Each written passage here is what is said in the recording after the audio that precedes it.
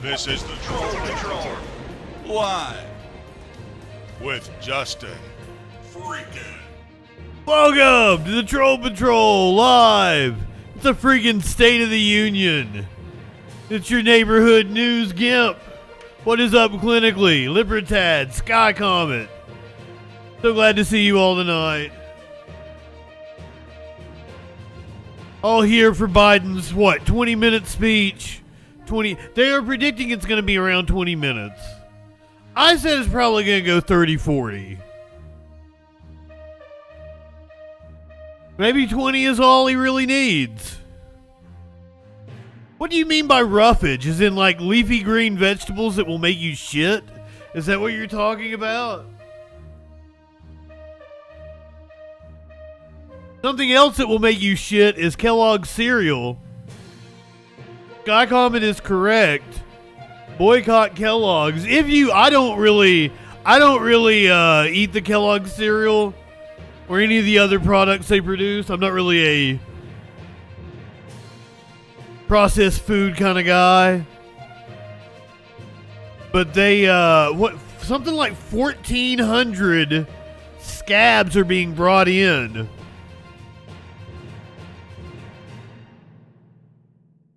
To try to bust the strike of the Kellogg's workers. So fuck Kellogg's. Oh shit. C-SPAN coming on strong over here. They already putting up the phone number. Ah shit, we're gonna get.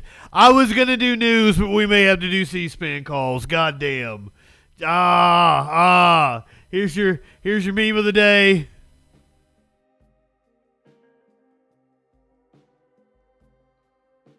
If they're gonna be taking calls, we're gonna be listening to them taking calls, because that's the most fun there is to be had. Is C-SPAN callers. That as well. Right outside the House chamber is Statuary Hall, and joining us there, along with the rest of the media, is Catherine Tully McManus of Politico. Catherine? Yes, was it the CEO or the CFO? Washington, hasn't it? Absolutely. Of Kellogg. It was like a CNBC interview, or it was Fox Business, or it was something to that effect. Was on there and was talking about how they thought that cereal was a good option. With prices so high, cereal was an affordable and nutritious option that people could look into for dinner. Like, really, fuck you, dude. Seriously. Cereal is a snack. Cereal is what I eat after I smoked way too much pot. Got off the stream.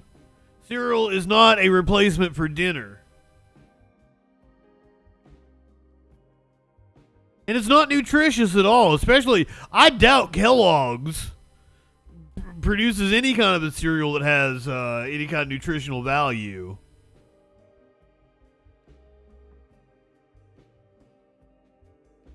Even your Special K, still full of sugar.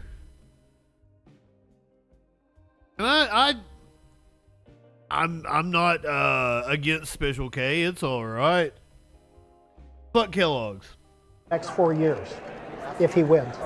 Yeah, sure. Well, one thing in the very near term is that during the speech, he will be calling for a military-built plateau outside of Gaza to ease the entrance of aid. This poor young lady. Gaza territory. Mitochondria, good evening. Have been besieged, of course, by Israeli counterattacks. But aid has not been reaching at the rate that the president and the U.S. has been satisfied with. He's hoping to lend U.S. So this is like a news. Oh, this is a Politico. So this is a print reporter. Especially on the progressive end of his party. They put on TV. We'll be looking for, and you can tell. Acknowledgement of the situation in Gaza as Israel and Hamas are at war. Other things that he will be pledging to do and remarking on is Israel and Hamas are not at war. Natural gas exports are and production is at its highest level in history in the U.S. right now. He will be trying to counter a Republican. This poor girl moving. She's not high enough for this shit. Has been creating an energy dependence internationally for the U.S., and he'll be trying to counter that by pointing out that Smoke him if you got him. production It's with gonna be a long night. Well, no, probably not actually. under his leadership. Now, Catherine, over the last couple of years, there's been a bit of a change in decorum at the State of the Union, with Nancy Pelosi ripping up one of Donald Trump's speeches, some of the members shouting at the president, etc. Do we expect any of that activity tonight? We do. Speaker of the House Mike Johnson did make a plea to his conference earlier this week to keep decorum, to, Richard, good evening. and, not heckle the president as we saw last year, in part because that heckling from It could be a little from column A, a little from column B, but it is actually a lot from column A, and maybe a little from column B. as coming away strong with that interaction about entitlements and government programs. And Republicans do not You want answer your question, Richard. President Biden to come off looking sharp and responsive, and that he can counterattack Republicans if they come after him during the speech. You are correct that this has been a huge departure in recent years. It really did used to be a staid, respectful affair, even from the opposition party within the Congress. But these days, things have changed. Tempers are running. I do believe it started with the "you lie" And so we do motherfucker during the Obama speech in despite their leader 2009, 2010. for them to stay calm. Probably would have been 2010, right? Manis with Politico. As always, we appreciate your joining us from Statuary Hall outside the House chamber. Thank you. Well, also joining us this evening is C-SPAN's Greta Bronner. Hi, Greta. Good evening. This week on C-SPAN, we've been asking our viewers to participate in a poll ahead of tonight's State of the Union. I got a poll for you. You can do so now as well. Just scan the QR code that we're going to put on your screen live in right sexual there, or anarchy? go to cspan.org/poll. The question that we asked all of you is, what issue is most important ahead of the president's State of the Union address? You can see some of the options that you have to participate: the economy, inflation, immigration, border security, etc. This is how people have been responding this week. 34% of the people that we asked, that's the most, said immigration and border security is the most important issue ahead of the president's State of the Union address. Now, the White House has said, according to a reporter on Capitol Hill, Barrett, yeah, Richard, you're right. It was after the Tea Party wave. any announcements on executive orders for border security ahead or during It's hard to see, but this is the poll right here. preference is still that Congress legislates this issue. We also hit the Poll is economy, inflation, bipartisan divide, foreign policy, reproductive rights, immigration and border security, healthcare, crime and violence, or other. Ida, good evening.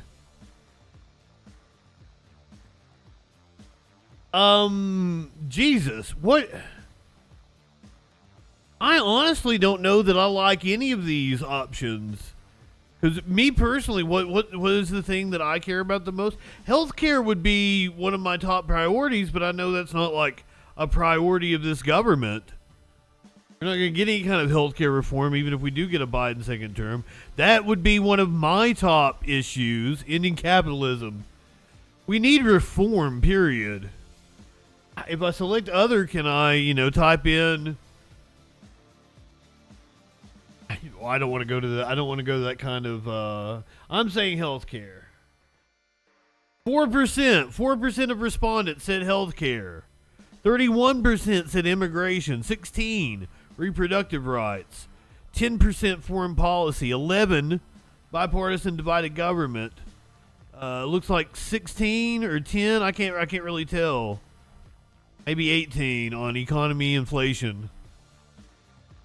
They taking calls yet? No. In all states in the U.S., there are issues with unity and with coming together as a nation to make us stronger and better. There's no coming together with The fascists. State of the Union address is due to begin at 9 p.m. 9 a.m. time. That's in about 40 minutes or so. Used to be an on of a morning, aren't you? Obviously, we will be live. Venus, good evening. Last year, President Biden's State of the Union address ran 72 minutes and 41 seconds. In 2022, it was 62 minutes. Now, in 2021, he delivered an economic speech that began his presidency. It wasn't an official State of the Union. That was 64 minutes, 58 seconds. Let's compare those to the averages of previous presidents. Ronald Reagan, about 38 minutes. George H.W. Bush, 45 and a half minutes. Bill Clinton, 70 minutes. George W. Bush, 52 minutes. President Obama went for about 61, 62 minutes in his speeches. Donald Trump averaged 79 minutes and 42 Fucking windbag. Biden's average now is 63 minutes and 29 seconds. Want to remind you that you can join our conversation. DJ Dub, you owe me a Coke. State of the Union speech anytime on Facebook and on X. Just remember, at C-SPAN. X gonna give it to you. For those. And if you're away from your TV, you can watch us live on our C-SPAN Now app. Well, earlier, Greta Bronner sat down. No, we want calls. The editor-in-chief of the Gallup poll.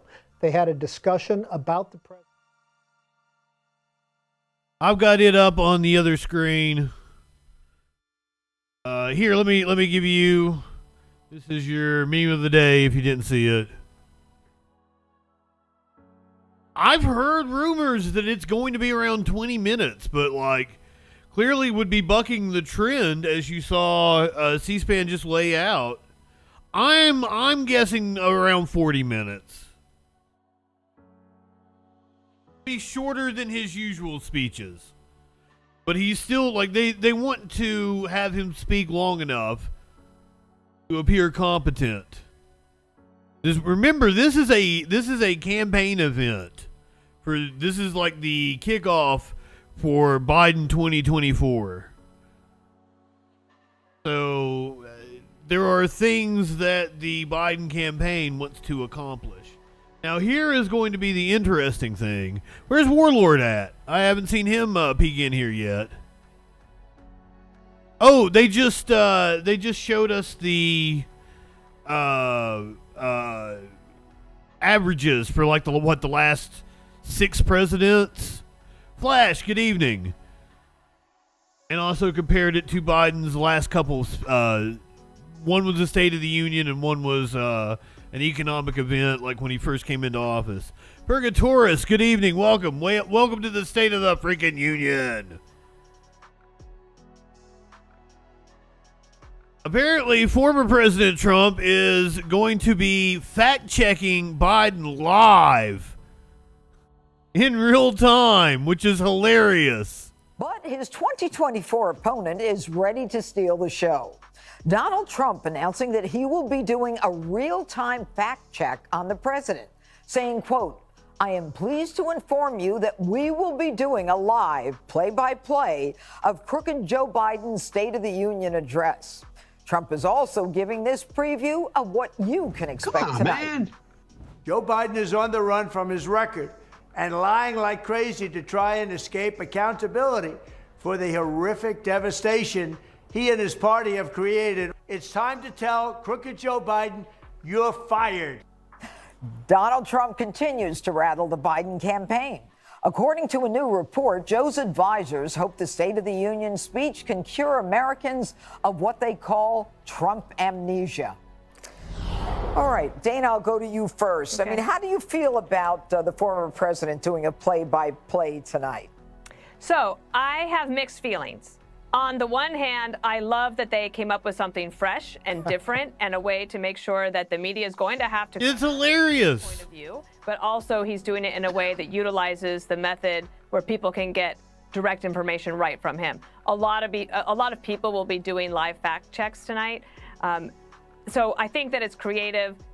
I also think that in some ways, he could have waited and done a response as well, right? Like, let Katie Britt from Alabama do the Republican response. She's We're going to talk about that here in a second. Great job tonight.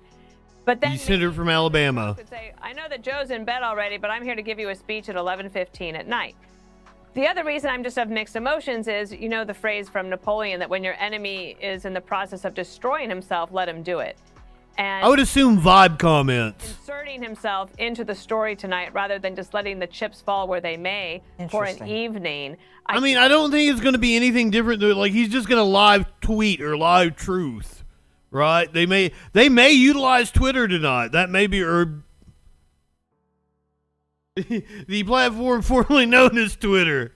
That might be something. Fact check the fact checker. Like, his fact checks are just going to be him, you know, blathering on about his bullshit.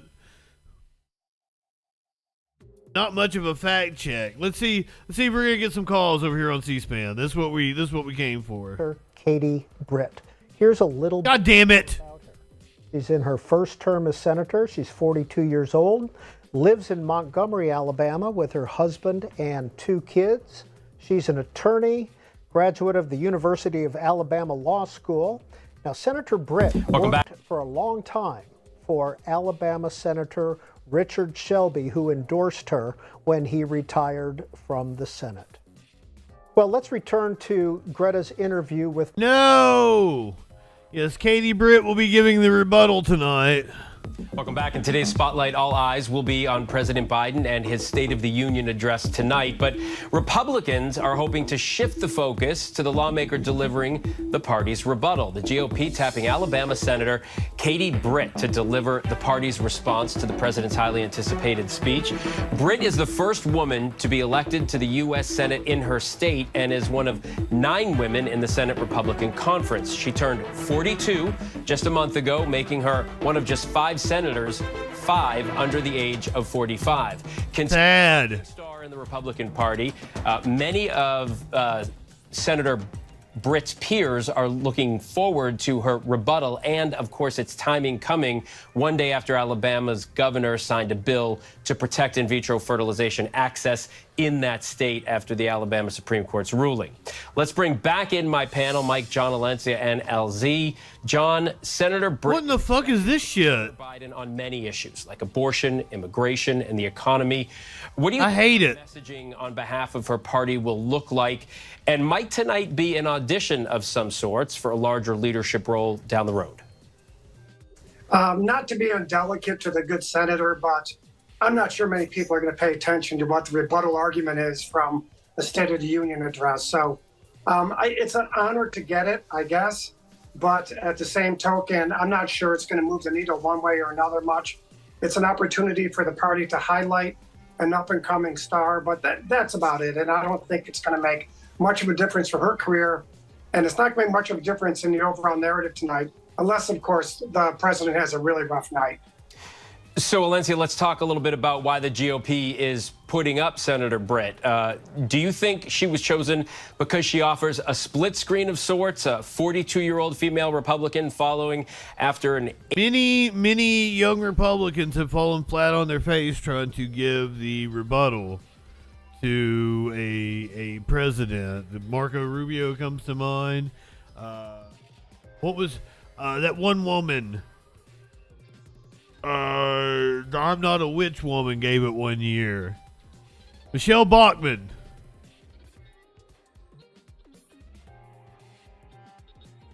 Like several of them have fallen flat on their face afterward. This is like a weird game show or some shit. It's killing me. 81-year-old president? I think the age thing might be a small piece of it, but I actually think it's the smoke and mirrors of the Republican Party to use a young woman when they are the party that has waged war on women. Well, can I say, like, I hate the fact that they have multiple people on. Like, I hate panels. No, have one person, because I can't keep up. Who the fuck are all these people? I don't know who any of them are. I don't know what their qualification is to tell me jack shit. Have one person on. Don't have these weird fucking... I mean, well, if you've got like a debate or a discussion between two sides or something, But, like, if you're just, like, analyzing a story, bring me, like, a reporter from AL.com that knows who Katie Britt is, knows her background. Tell us who that reporter is. Yeah, this whole thing, like, it's fucking with my anxiety. I'm done with your weird show. I'm also trying to get through a lot of shit before we get to the State of the Union, and I'm keeping an eye out if C-SPAN takes phone calls. We're totally doing C-SPAN phone calls. C-SPAN phone calls are my favorite things in the world. We can get through some news real fast. We're going to No, I wouldn't want to go. You never can, like, actually say things. It's hard to get a word in when you've got so many people. It's maddening that they bring them all on. This is a shocker to me. This is a story that I want to talk about. Mr. Turtle Man. I do not watch any other streamers, DJ Dub, and I do it for several reasons. One of the main reasons is I don't want to, like, absorb anybody else's opinion. I know if I could get my ass up of a morning, we would watch calls more regularly. We were starting to do it before I lost the Twitch. 30, it's the magic number. Oh yeah, it is. The band Blind Melon does a cover of 3 is the magic number, and it is spectacular. You should totally check it out. This was a shocker to me. The Turtle Man, Mitch McConnell, recently announced that he was stepping down from Republican leadership in the Senate. It leads me to believe that he doesn't think that the Republicans are going to retake the Senate. Here is the shock thing that he said earlier today, that he is backing Donald Trump for president. Mr. Leader, how do you reconcile your Trump endorsement with the fact that you called... We'll find out in about a month, guys, on Twitch. January 6th, and the fact that he insulted you and your wife repeatedly? On February the 25th, 2021, shortly after the attack on the Capitol, I was asked a similar question, and I said I would support the nominee for president even if it were the former president. Leader McConnell, in April of last year, you indicated, you didn't really directly answer the question as to whether or not you were comfortable. Insults him, insults his wife. He admits that he did an insurrection. It's fucking wild. Is Mr. Trump, if he was in the middle of criminal trials and indictments, he was the nominee. I presume that means you're comfortable with it. I don't have anything to add to what I just said. I said in February of 2021, shortly after the attack on the Capitol, that I would support President Trump if he were the nominee. He's gone down fast. He's going to be the nominee of our party. Alex? Leader McConnell, most of your Republican colleagues would say you had a very effective 17 years as Republican leader. What do you think about this new idea of putting term limits on the Senate Republican leader? Well, we have term limits now. They're called elections. And I had a contest myself during my last election as leader. I think the conference ought to be able to be free to choose whoever. There's no limit on the speaker or the other House leaders. That won't be my decision to make, but I think it's totally inappropriate. Like, he's withering away in front of us. No, I'm not. Okay. Okay.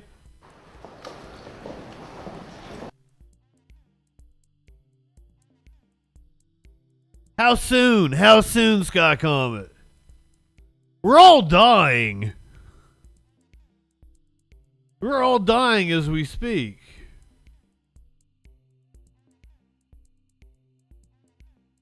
But how quick is that coming?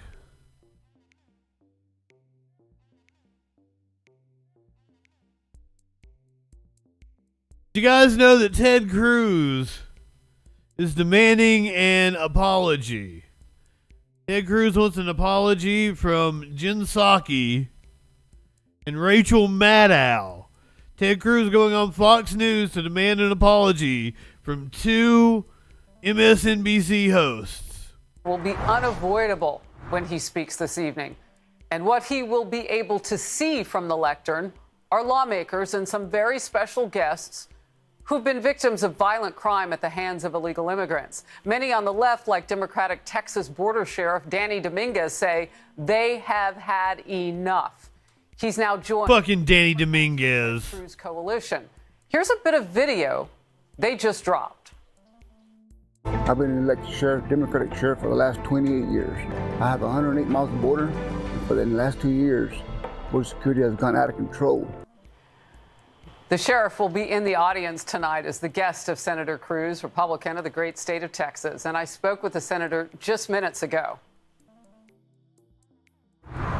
Senator, first of all, tell me about the journey to get your coalition together and the guests that you're bringing tonight. I'm strangely attracted to Harris Faulkner. Encouraging. We've seen Democrats across the state supporting my campaign, supporting my reelection this year. And it's because the National Democrat Party has changed. It has lost touch with who the party used to be. This is not your father or your grandfather's Democrat Party. And in Texas, Texans want a senator who supports common sense, who supports jobs, who supports energy, who supports. Now, Ted Cruz is apparently the Republican that is the most vulnerable. And his opponent... Oh, God, I can't remember his name right now. Fuck. But his opponent is polling neck and neck with him. And I've pointed it out a couple of different times. Texas has been trending blue. I'm sure Harris Faulkner has asked to see a manager many times. There's just those eyes. Like, her eyes are really pretty, but they're also soulless. I'm captivated by it. It's weird to me. I've never, like, they are so fucking pretty, but it doesn't look like there's anything behind them. And that's I'm fascinated by that. I would love to have a conversation with her. Do you guys think she's intelligent? Supports law enforcement. Texans want a senator who fights to. I'm sorry. You know, Sheriff Dominguez has been a sheriff in Presidio County. Presidio County is in South Texas. It's right along the Rio Grande River. He's been an elected Democrat for 28 years, and he's supporting me because for 12 years in the Senate, he would eat me. To defend I'd eat her. Texas, to support law enforcement and to secure the border. And Sheriff Dominguez is saying first. I need a titty slap. The human suffering, the tragedy, the deaths that are resulting from the open borders we've had under Joe Biden. And that's just not something he can support. It's not something most Texans or I think most Americans support. You know, your state right now is winning against the push, the mighty push that the White House had put on all of you. Take down the razor wire, move the cargo containers. That's working to the point where the cartels now are poking different areas along the border, Arizona, California. I mean, your state still has so much to deal with. Bermuda, Jamaica. Who will want to take you? What do you say to him to give him hope? Well, I think the real hope is going to have to come in November. I don't believe Joe Biden has any interest in ever securing the border because he deliberately caused this crisis. The thing to understand, when Biden came into office just over 3 years ago, he inherited incredible success. When he came into office, he inherited the lowest rate of illegal immigration in 45 years. Them business eyes. Secure the border. And we achieved remarkable success. And all Biden had to do was do nothing, just not screw it up. But she looks at me kind of the way Maynard looks at me.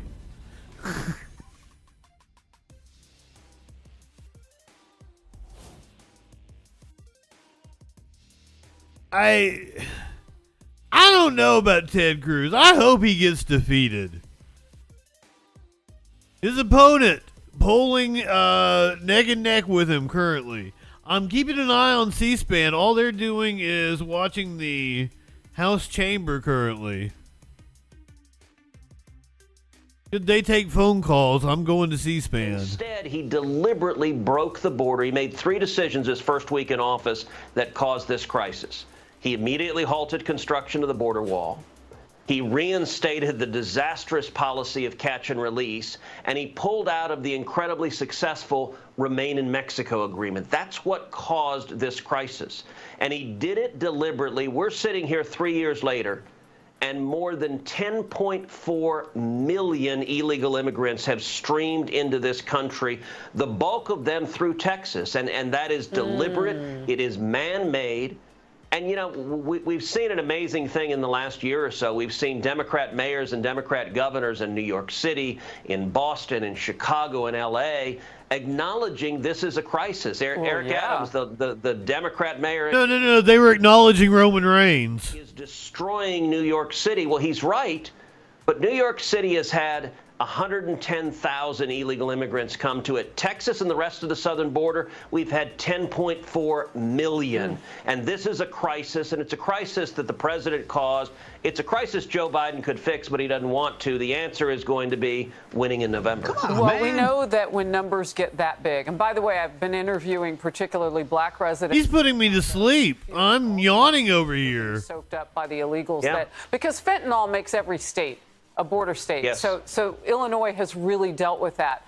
But what I want to make the point about is when you get numbers that high, you can't control, vet, or even hope to know who's coming into the I country. don't think it's high enough. Murderers. All sorts of people are coming across the border now. People on murderers. We know one went through Brownsville just days before the president was supposed to have a scrubbed forensic clean visit, which he did.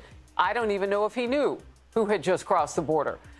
But there's one young woman right now that He knew. seems to be the focal point. Unfortunately, Oh my God. at this moment in time, 22-year-old murdered nursing. It is disgusting what the right wing has done with this poor woman's memory. An invite from Georgia Congressman Mike Collins. He says the seat will be reserved. They'll leave it empty. It's where she would have been honored by her parents sitting there. Now they'll have an empty seat. It will remain vacant to honor Laken and all American victims of illegal alien crimes. And we will wait to see if President Biden actually says Laken Riley's name. He has not yet. Your thoughts on it? You know, Harris, it's absolutely tragic, and sadly, I think Joe Biden will not say her name. He has refused to say it so far. I don't think we will hear the words Laken Riley when he's Good goddamn. acknowledge the empty chair. I don't think he will acknowledge the mother and father who are grieving the loss of their beautiful daughter. I'll tell you names that I'm confident Joe Biden will not say. He will not say the name Jeremy Caceres. Jeremy Caceres was a 2-year-old little boy who was murdered just a few weeks ago in Virginia, again by an illegal alien. Disgusting. Let go. And this pattern over and over and over again. These open borders are producing real victims and real tragedies. And Joe Biden and the Democrats don't acknowledge it. You look at the murderer who took Laken Riley's life. He was from Venezuela. He was apprehended in Texas, in El Paso. Now, the right thing... Hugo Chavez himself sent him. Apprehended there to have put him on a plane and to flown him back to Venezuela. That would have been the right thing to do. And if Joe Biden had done that, Laken Riley would still be alive. But Biden didn't do that. Instead, he paroled him into the country, let him go. It's disgusting to pick one specific crime. He again was arrested a second time, this time for endangering. Hyper focus on it. New York City is a sanctuary city. So what did they do? They let him go. They didn't put him in jail. They didn't deport him. They let him go. If New York City had put him in jail for endangering a Let my people go. he'd still be alive. But instead, that murderer went down to Georgia, and Laken Riley went out for a jog, and he... Murderer went down to Georgia. These are real victims. Looking for some souls to steal. Families are all in greater jeopardy because of Biden's radical open borders, and he refuses to change it. He refuses to fix it. Well, Senator, and the suspects in these cases all broke our initial border law. They came here illegally. Yes. We could have immediately deported them. And then none of this would be happening. The NYPD officers beaten in the streets of Times Square, all of it. Whoa. That was proven to be bullshit because they assaulted the migrants. We've got the camera from another angle that shows the cops fucking bullying them. Get to this, and it's pretty unbelievable, so we just have to see it. It's loads of backlash now around the MSNBC panel, whose members were laughing, thought it was hysterical during a segment about voters' top concern. I mean, all over the country now, top concern being the situation at our border. Let's watch. If you look at some of these exit polls, I mean, I live in Virginia. Immigration was the #1 issue. I mean, again, these could change in Virginia. Well, Virginia does have a border with West Virginia. very. That's a good one. I still don't have a word for it. Yeah. Look, Oh, look at these woke moralists over here trying to cancel. You trying to cancel culture them because of what they said? Did it hurt your feelings? Up yours, woke moralists. We'll see who cancels who. I've actually called on Jen Psaki and Rachel Maddow to apologize for that, to apologize. You know, I mentioned Jeremy Caceres a second ago. He was murdered about 30 miles away from Jen Psaki's $1.7 million home in Arlington, Virginia. But from her perspective, that apparently is a laughing matter. She doesn't understand why. How much is your home worth, Ted? Being murdered by illegal aliens. Well, you know what? Across the country, a whole lot of families understand, and we want to protect our families. We want to support law enforcement and secure the border. Neither of these people are capable of emotion.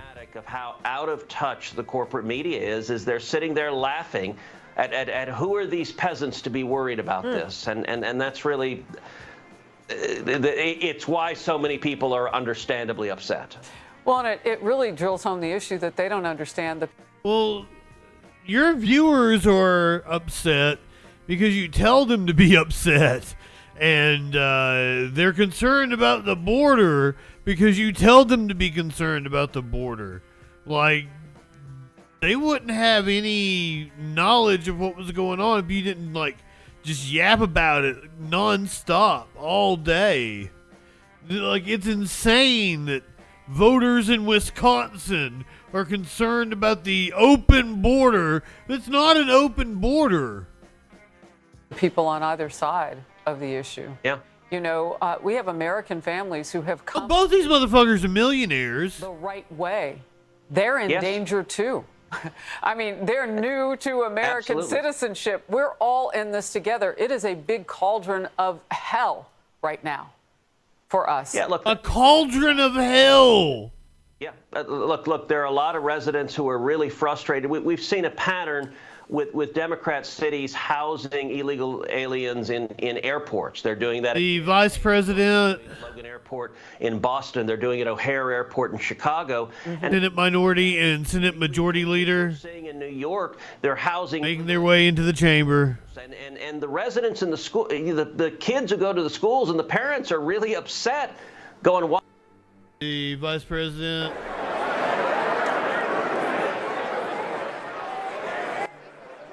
Vice President Kamala Harris.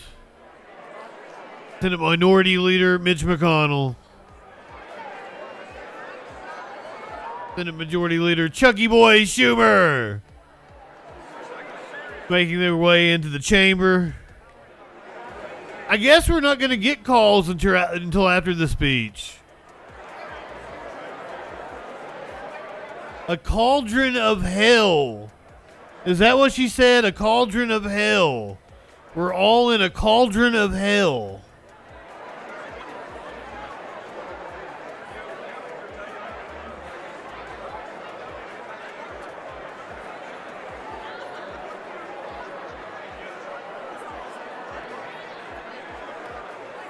So this is live.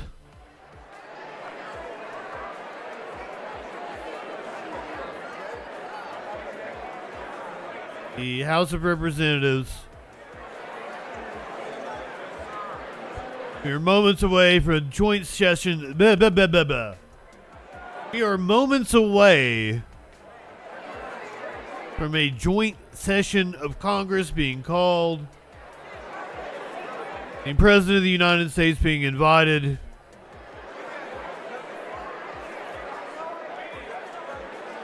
Give a State of the Union address. You see the Speaker of the House, Mike Johnson, alongside the the Senate Pro Temp.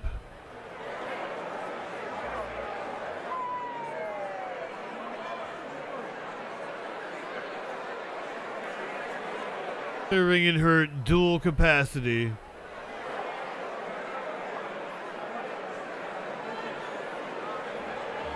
Mitch McConnell looks like he doesn't know where he is.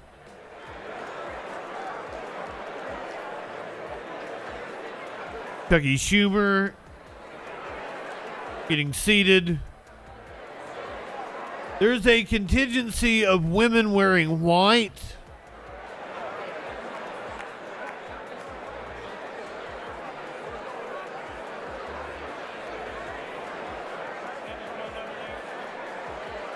I assume this is some sort of protest.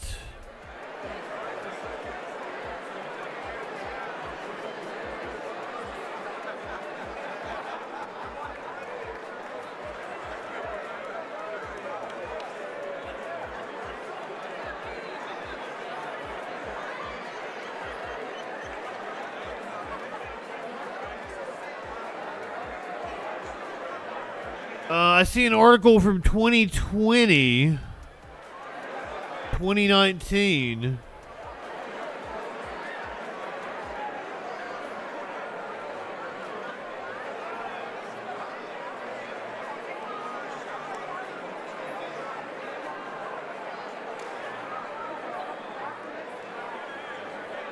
Apparently it's the suffragette movement.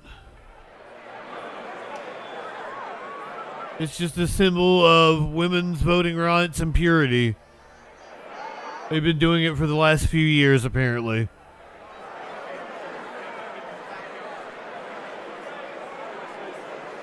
There's my Wafu, Representative Rashida Tlaib. You saw tough guy Mark Wayne Mullen, Senator Marco Rubio making their way into the chamber.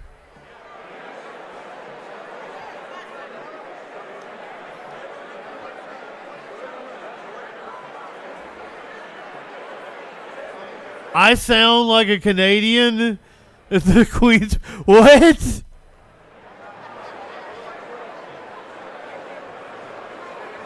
As is tradition.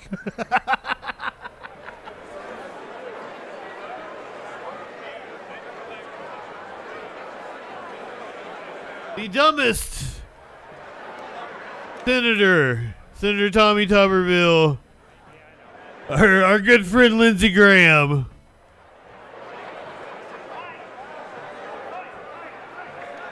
Oh, strong warlord. Unemployment down, GDP up, jobs up.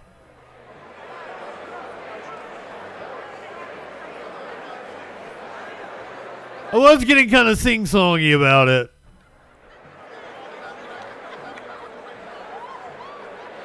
Josh Hawley making his way. It doesn't appear that C-SPAN is going to take any calls. It looks like we're going to get calls after.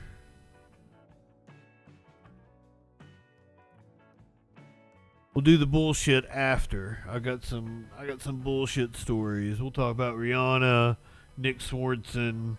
Ooh, the NYPD apparently doesn't like Final Fantasy. We had a Final Fantasy meme as the meme of the day.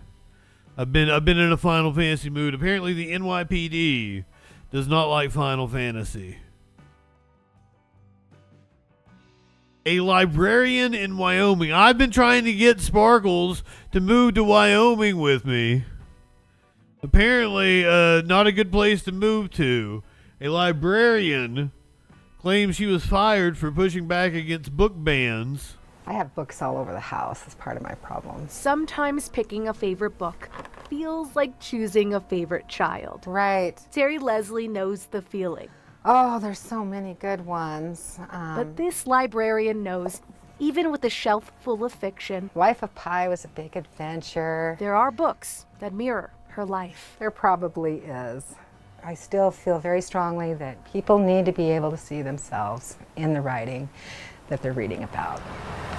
Her hometown of Gillette, Wyoming is not big, but it's got character. I can't let Nix, good evening. take away my home. Now this town, Gotta enjoy it. has a story Terry wishes never had to be written. This is the library. One that closes the book on her career. It's weird to be here as a patron instead of an employee. It is. I guess I need to own that. Terry You're driving a Lexus. library for 27 years. The last 10 of them were as the library's director. That ended last July. After 27 years, all that's left are 27 boxes. When you work in a library, you're helping people and they love you. And then all of a sudden, out of nowhere, you have people mad at you. I have an EEOC charge of discrimination. Goes through step by step of what happened at the library. In June 2021, Campbell County Public Library posted about Well, she could have brought it used or bought it at an auction or for something. teens to check out. Created quite the series of events. 29 The librarian was getting paid enough to get a Lexus. Good on her. up from 0 the year before. There was a group of people who organized to come after me and come after the library because of the LGBTQ books. She believes in casual sex, lesbian sex, every kind of sex is fine for children. Pornography, using that term was really distressing You to live me. in It was like every sexual other minute anarchy. they called it pornographic and that she was exposing children to pornography and obscenity. Iris Halpern is a Denver attorney representing Terry. At first, the library board supported Terry's decision to keep sex ed and LGBTQ books on the shelves. Then, 4 new board members were appointed. These residents demanded that the books be removed. They had a different idea of what should be in the library. There's going to be kind of fringe groups in the community that are going to target these librarians, people like Terry Leslie, until they finally cave in or get terminated. For 25 years, this was my dream job. And the last 2 years, they've been pure hell. And I don't need a weatherman to know which way the wind blows. We love you, Terry. We love you, Terry.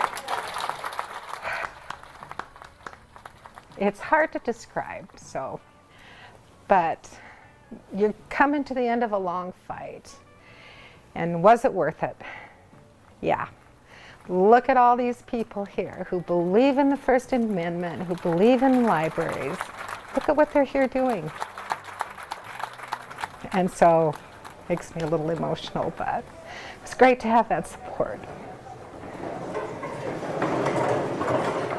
Support for Terry didn't surrender. That's great. The board won't talk about Terry's firing. Oh, yeah. But while she waits for a decision on her discrimination complaint against them, she does it with a quick soda with friends. Yeah. Like Jenny Sorensen. I so admired all of your strength. So that's truly why we had to form a pure local grassroots movement. There was no one else stepping in to try to stop these things. Jenny was part of a group that stood with Terry. Here, let's see what we've got here. And they weren't alone. In the dark times, you stand as a beacon of hope for those of us who believe in freedom and democracy. There's a lot of people out there that are not treated very well, and so I'm glad the library is a safe space. A safe space is all anyone wanted. I thought it'll go away. Some think it's what this town still needs. It really It is.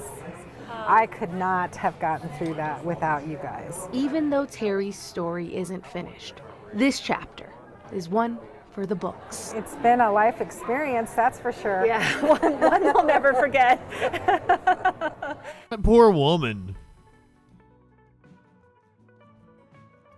President has injured his motorcade.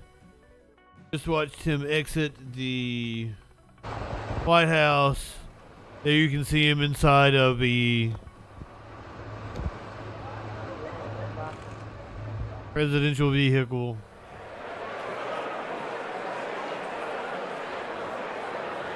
Making his way from the White House to the House chamber. Just right down the road.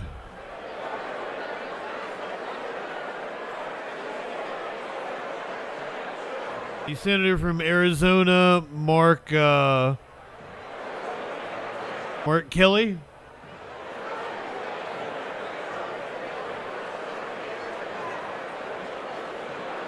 Senator from Kansas, Josh Hawley. Senator from Massachusetts, Elizabeth Warren. Looking to have a friendly conversation with Ilhan Omar. I do believe that is the disgusting woman, Debbie Wasserman Schultz, representative from Florida.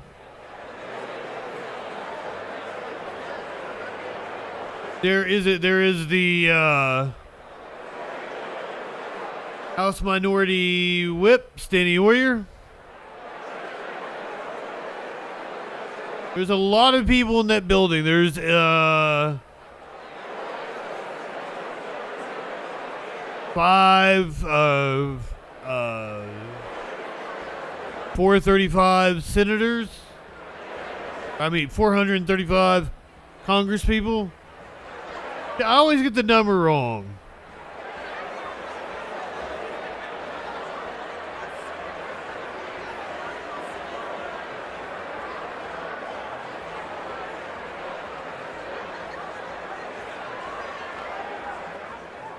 And you're watching 435. House and Senate gather on the Is that what I said? Did I say 425? 10 minutes away from the State of the I fuck it up a lot. The president just left. 435 congresspeople, 100 senators. Yeah, the Washington Post noted You have minutes ago that ceasefire protests press and guests in the gallery. the president takes, his motorcade takes from the White House to the Capitol around Easily 1,000 people in there. on Pennsylvania Avenue. The protesters projected Biden's legacy as genocide onto the East Building of the National Gallery of Art and are demanding that the U.S. end funding to Israel. So not sure if that is what delayed the president's departure. He is expected to speak toward the top of the hour or a little after, but that is from the Washington Post. Live coverage here of the State of the Union. Did everybody hear that? I didn't realize that the volume was down. To the president. Biden being protested. Apparently motorcade was delayed. I hope there are protesters in the chamber.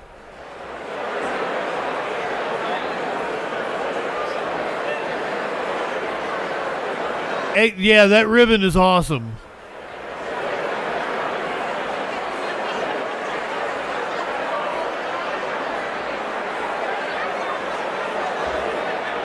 This is Jamie Raskin and Representative Alexandria Ocasio-Cortez. Yes, the Supreme Court should be in attendance. And you're watching members of the House and Senate gather on the House floor live. We're about 10 minutes away from the State of the Union. And as you can see, the president just left the White House, seemingly a little late. Greta Bronner, do you have any information on that? Yeah, the Washington Post noted about 20 minutes ago that ceasefire protesters were occupying the route the president takes, his motorcade takes, from the White House to the Capitol. Around 250 were sitting on Pennsylvania Avenue. The protesters projected Biden's legacy as genocide onto the East Building of the National Gallery of Art and are demanding that the U.S. end funding to Israel. So not sure if that is what delayed the president's departure. He is expected to speak toward the top of the hour or a little after, but that is from the Washington Post. Live coverage here of the State of the Union on C-SPAN. I wanted to make sure I almost took your bait, DJ Dub. I can't wait to have your cock in my mouth. I'm going to give you the blowjob of your life. Then I want you inside of me. But I wanted to make sure everyone heard the part about Biden getting protested. Of the United States into the House chamber.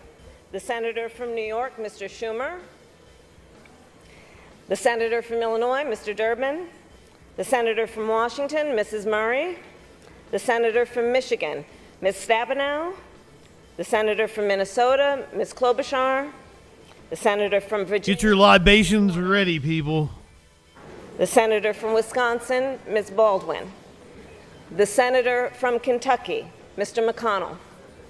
The senator from South Dakota, Mr. Thune. The senator from Wyoming, Mr. Barrasso. Alexandra, good evening. Virginia, Mrs. Capito. And the senator from Iowa, Ms. Ernst. The members of the escort committee. Not being impatient, warlord. Lobby doors.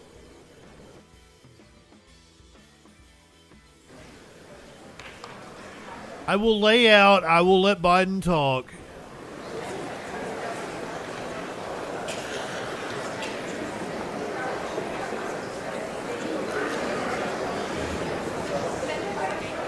Warlord's supposed to be in charge of bingo cards.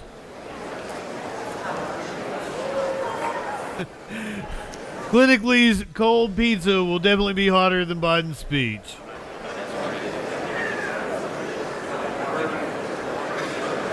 Joe Manchin and Mitt Romney would be friends, wouldn't they? That makes perfect sense. Okay, like, I agree with you on Joni Ernst. However, I kind of think she's attractive. Oh my God, DJ Dub. How'd you know?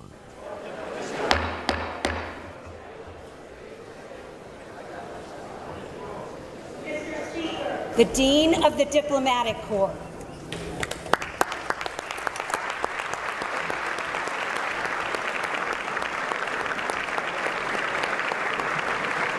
I like to rub that dude's bald head. He's very jolly. He's on Grindr. He's gonna get laid after this.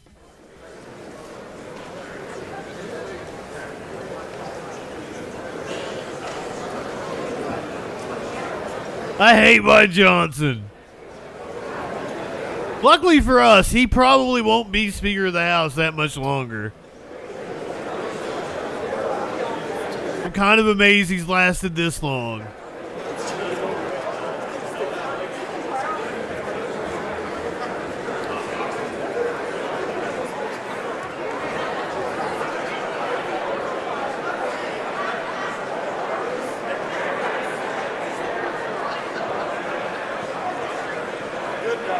It's Mike Johnson.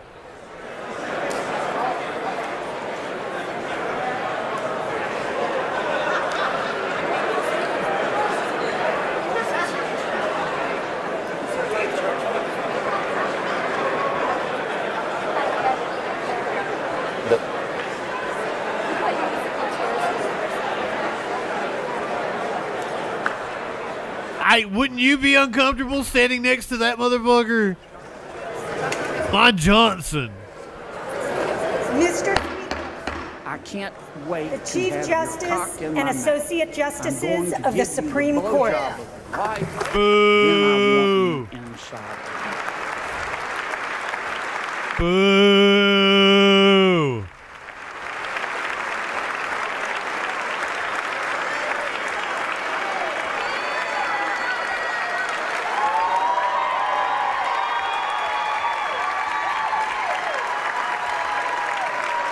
That appeared to be the Democratic contingency cheering for Sotomayor, Kagan.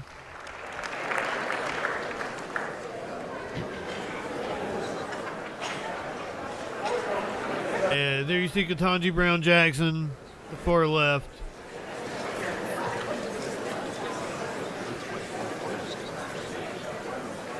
Oh, I love the tomatoes.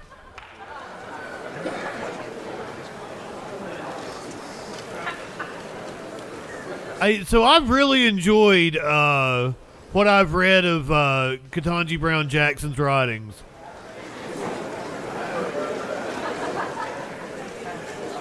And Sotomayor is sharp, too. And once again, I'm a bit of an institutionalist. I'm sorry, clinically. Tones, good evening. So glad to see you, my friend. I will shut the hell up once Biden starts talking. If you came to actually listen to his speech, it will not be an impediment.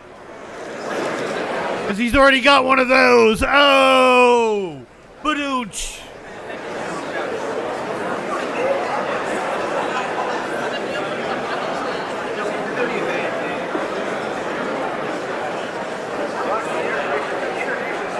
Well, Venus, when you put it that way.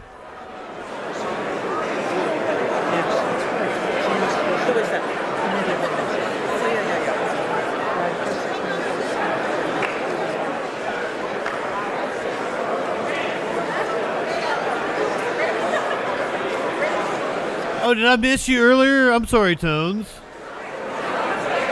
I'm still glad you're here.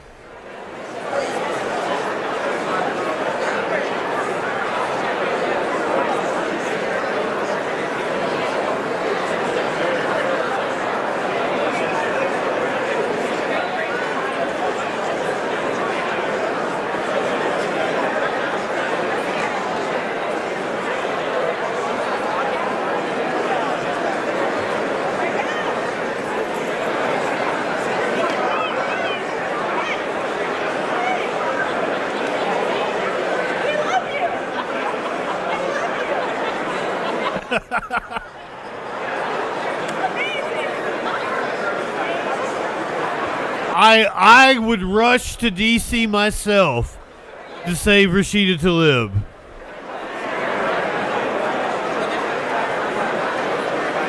Should that room catch on fire? Just saying.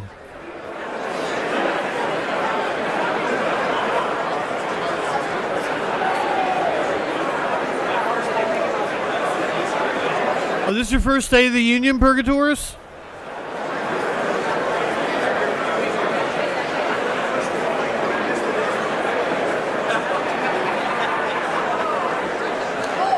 No. Tones. We would get the job done. They just smeared shit on the walls and stole a door.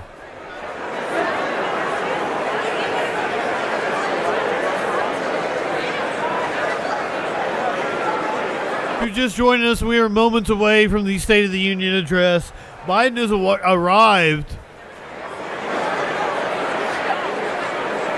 at the House chamber. He should be making his way inside any time.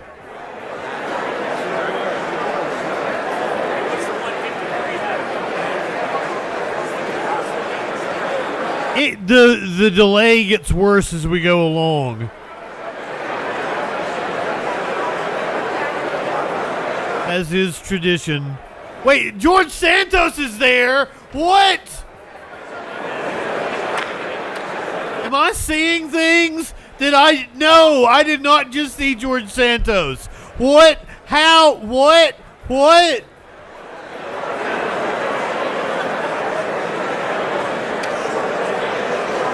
Quesadilla. They will embarrass themselves. But also, I hope there's protests.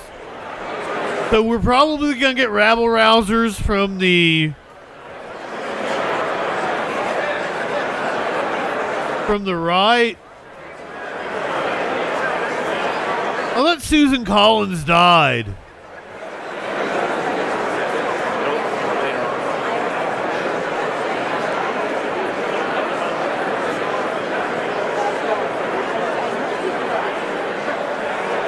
Those are three despicable people. Clinically, don't say that. I probably already got the FBI watching me. Dear FBI agent, I hope you enjoy my sense of humor. Please reach out and let me know what your Who is that old motherfucker? He looked like the grandfather on Christmas Vacation. Had the toupee that got his jacket set on fire.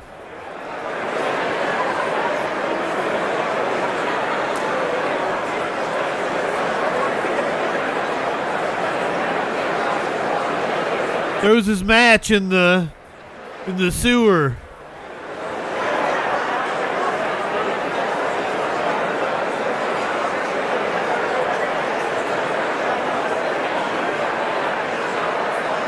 I have to have most of my software for work. I don't really pirate software anymore. They dim the lights. What the hell? We gotta set the mood.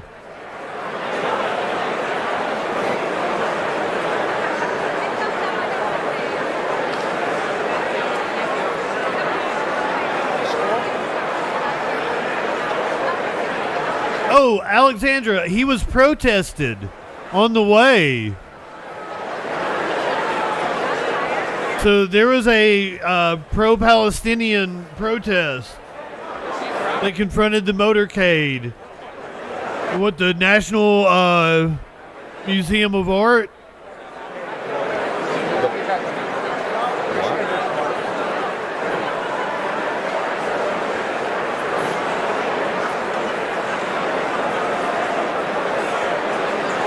I hope there are multiple protests that interrupt the State of the Union tonight. Ober, Massey, Gates.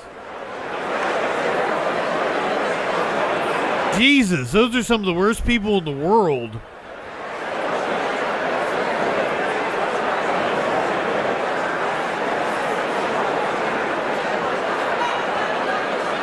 Poor warlord. It's tomorrow for him. He wants to go to sleep, but he also wants to be here to see Biden's speech.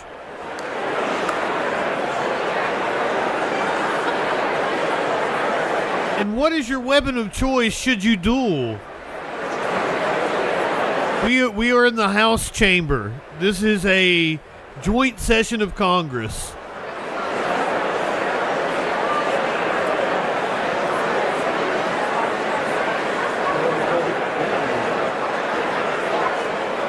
Bernie with Representative Massey Hiromo.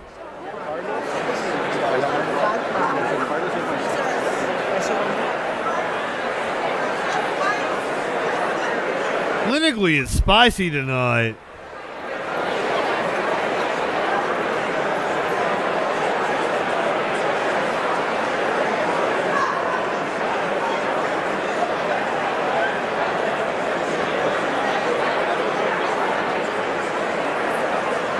These insane tones. I mean, I haven't seen everything because there have been so many clips of Mike Johnson come out of these weird podcasts he was on and shit he said at conferences and at these interviews he's done. Ooh, 10,000 rats. But once again, I would rescue Rashida Tlaib.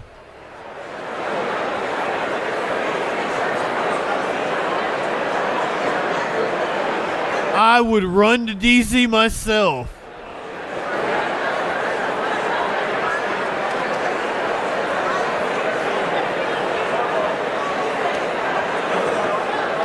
Nadler looks like he's getting ready to fall asleep.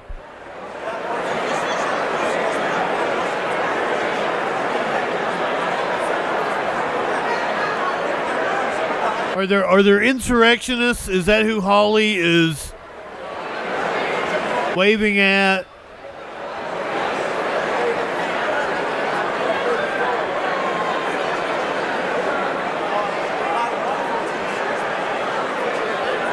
There is Speaker Emeritus Nancy Pelosi. They are too comfortable. Ooh, a bull moose. That'd be fun.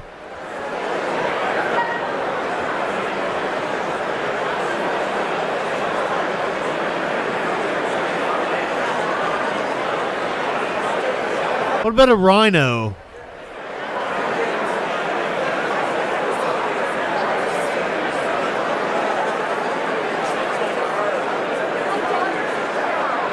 You don't even have to piss the rhino off. I feel like you could just walk the rhino in there and it would eventually get pissed off.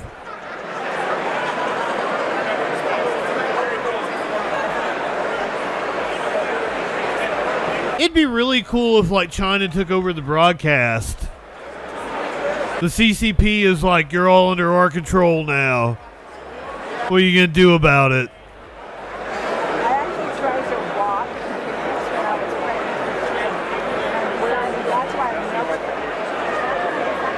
CCP span. I can't wait for C-SPAN calls. They put the number up and didn't give us any calls before the speech. The First Lady Jill Biden. CPC span.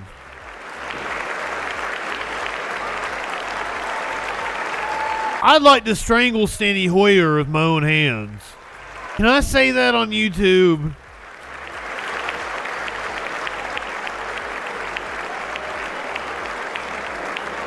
Pretty sure I can say it on Kick.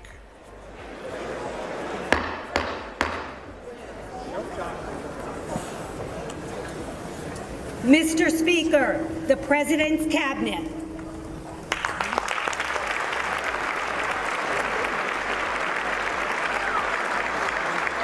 You're a little too cheery for me, Anthony Blinken.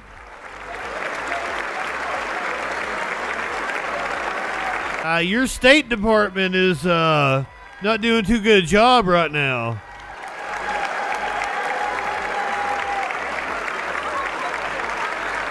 I see Janet yelling behind him.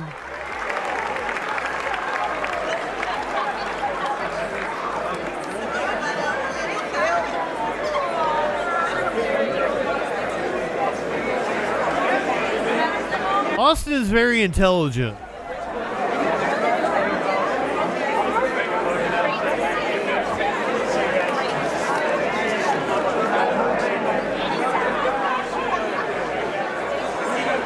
Well, Tones, that could all change.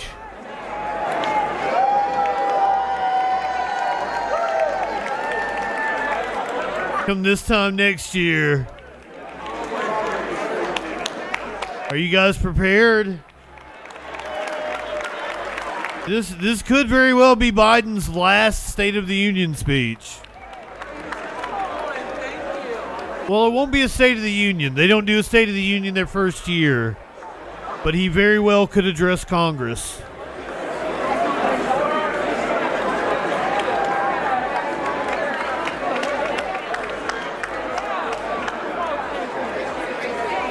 Tea drinker.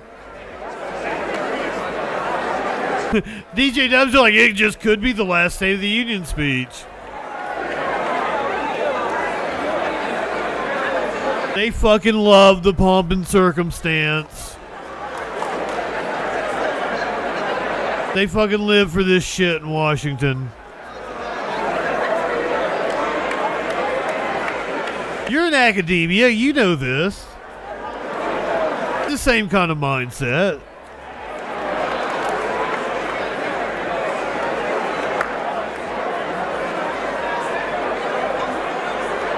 I wouldn't say that clinically. I'm not as cynically clinically as you, or clinically cynically.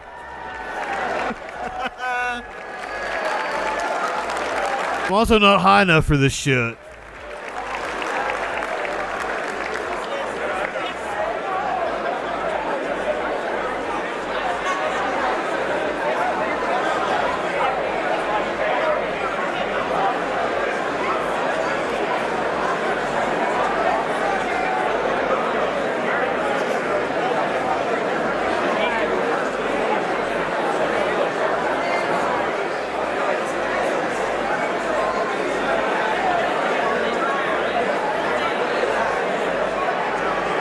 It's kind of like a family reunion for politicians.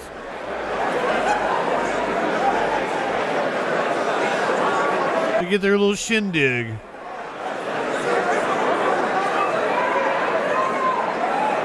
I'd say Grindr's hopping afterwards. They're all going out to bars and shit. Might even have a cocaine orgy.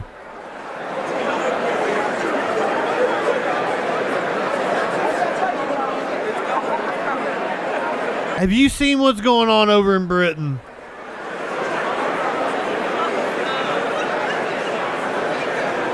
I like Joe Biden more than I like Keir Starmer. Like you guys got to keep things in perspective. And Labor isn't even in power over there. Rishi Sunak of the Conservatives is in power.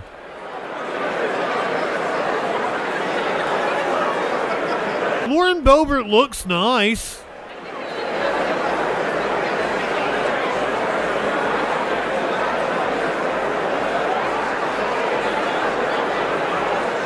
Well, let's see it happen, Warlord. How long have the Tories been in power?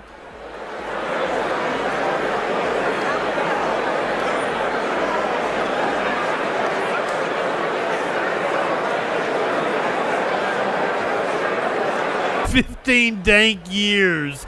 Oh my God, dank. Is that the way you describe it?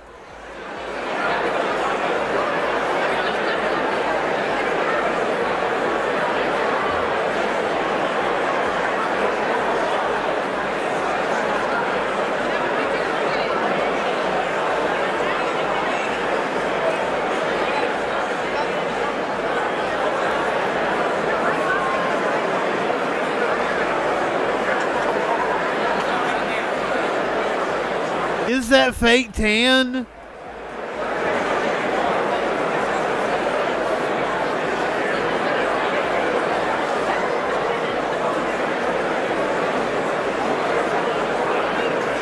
I wouldn't want to get any of that on me.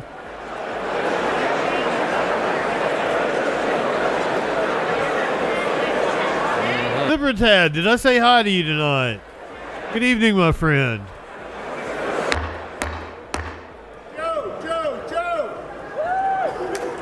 Joe. The President of the United States.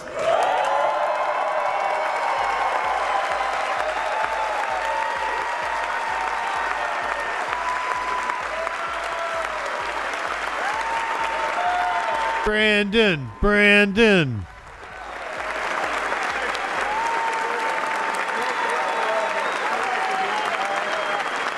Get you somebody that looks at Joe Biden the way that motherfucker looks at Joe Biden.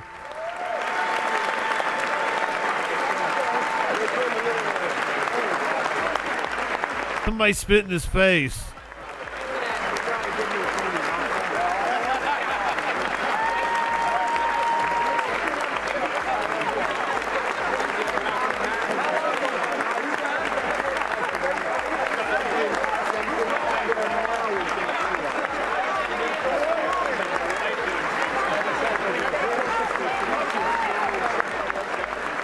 Saturday Night Live had a fantastic... I love Katie Porter. I hate that she's going to go down. We're not going to have her in office anymore. But I hope it's not the last that we're going to hear from her. Biden should appoint her to some position. That would explain why Joe Biden is so animated. They're telling him what kind of ice cream they're going to get him. For the record, his favorite is double chocolate.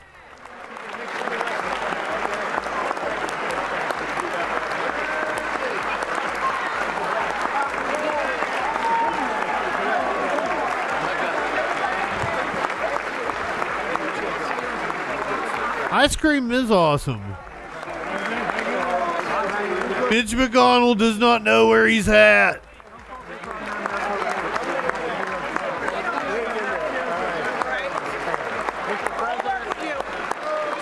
See Steve Scalise. Marjorie Taylor Greene looks like an absolute clown with her MAGA hat.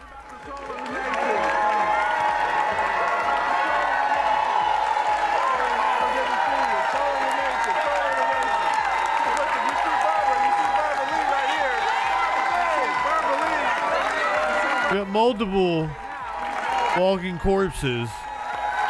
I miss you, Barbara Lee.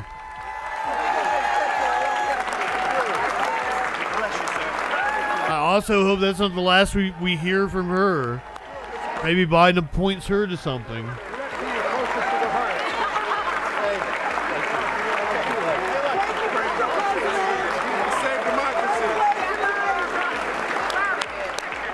In one fell swoop, we lost two amazing Congress people.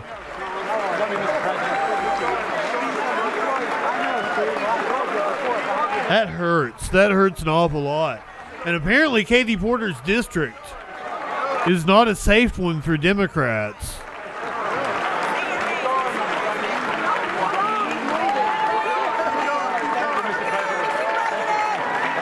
I believe Marjorie Taylor Greene said, "Say her name, Mr. President." Christopher, good evening.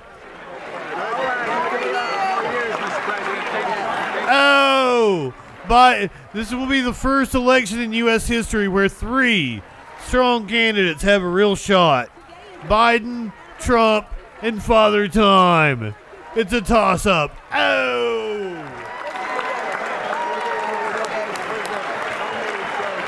Coming in, dropping bombs.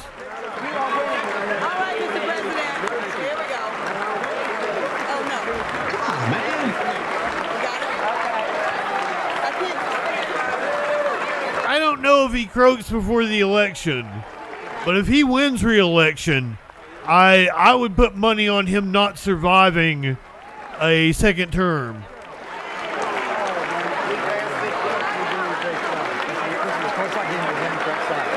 The only problem is he and Trump both have access to like the best health care in the world. The former presidents probably have the absolute best health care of anyone.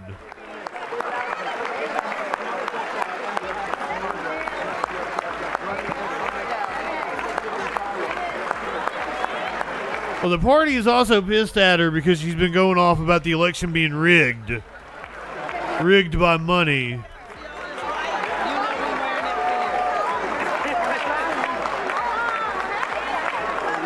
And she has a point. Maybe she shouldn't have used the word rigged because it becomes about her use of the word rigged.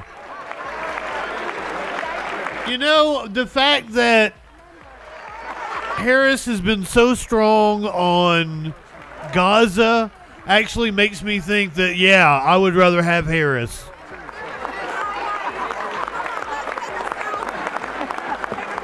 The sooner we get him out of the way and we get Harris, the better.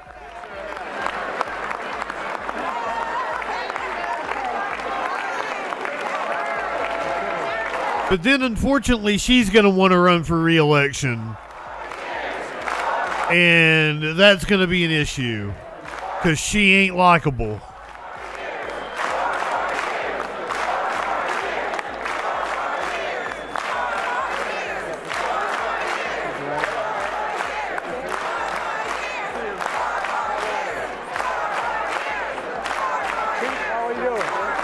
It's definitely rigged by money. Stilted by money, however you want to describe it. Pull my ears.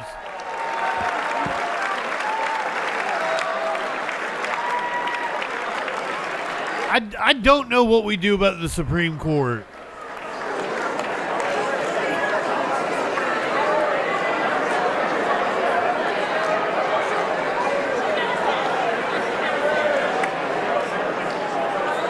We're going to be saying goodbye to Manchin. We're going to be saying goodbye to Kirsten Sinema.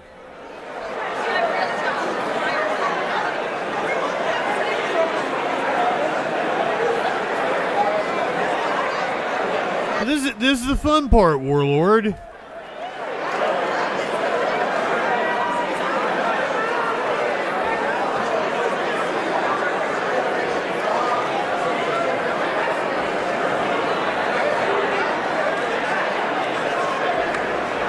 I've got other news stories we could do. I am not high enough for this. No. Where's my lighter?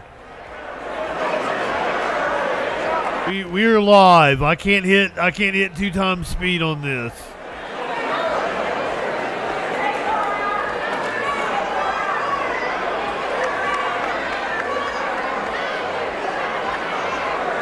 I still think she is my pick for Trump to pick for VP. I think that's who he's going to pick. He needs to win Georgia. He wants a woman, or he wants a black man. He wants something to where he can virtue signal.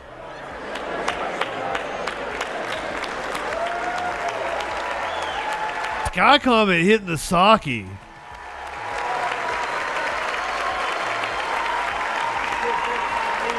I can't do the sake.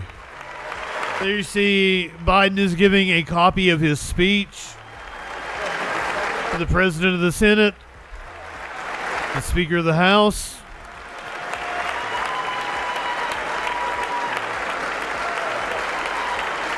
Tony. Did he say Tootie? Let's go, Brandon. Lay something on us. Thank you. Does that have mint in it? Jill.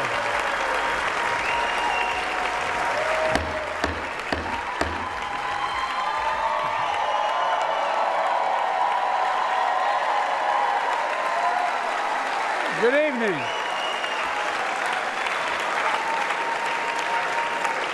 Good evening. If I were smart, I'd go home now. That's a good one. Mr. Speaker, Madam Vice President, members of Congress, my fellow Americans. In January 1941, Franklin Roosevelt came to this chamber to speak to the nation, and he said, Biden was only 17 years old. Unprecedented in the history of the Union. Hitler was on the march. Light one up, tip one back. In Europe, President Roosevelt's purpose was to wake up Congress and alert the American people that this was no ordinary time. Freedom and democracy were under assault in the world. Tonight, I come to this same chamber to address the nation. Now, it's we who face an unprecedented moment in the history of the Union. And yes, my purpose tonight is to wake up the Congress and alert the American people that this is no ordinary moment either. Not since President Lincoln and the Civil War have freedom and democracy been under assault at home as they are today. What Libs love Biden. Is that freedom and democracy are under attack both at home and overseas at the very same time.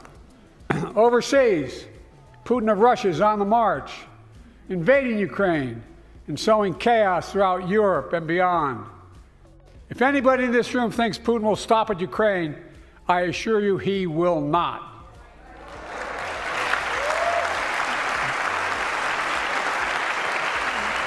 But Ukraine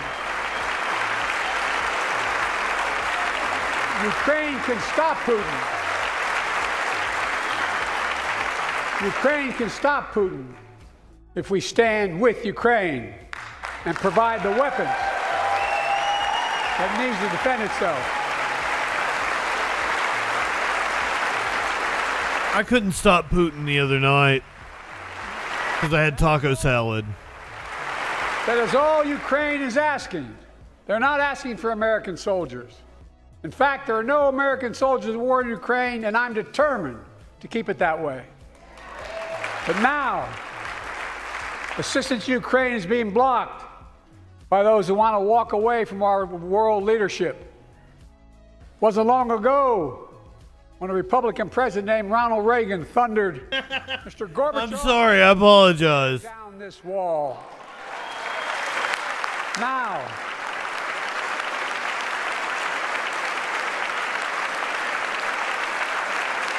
my predecessor, a former Republican president, tells Putin, quote, do whatever the hell you want.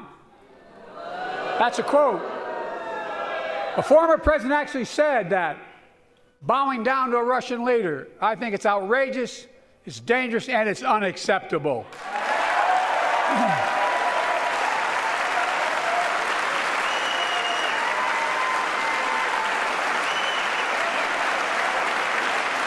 It's kind of weird to start with Ukraine. Founding member of NATO, the military alliance of democratic nations, created after World War II to prevent war and keep the peace. Am I wrong about that?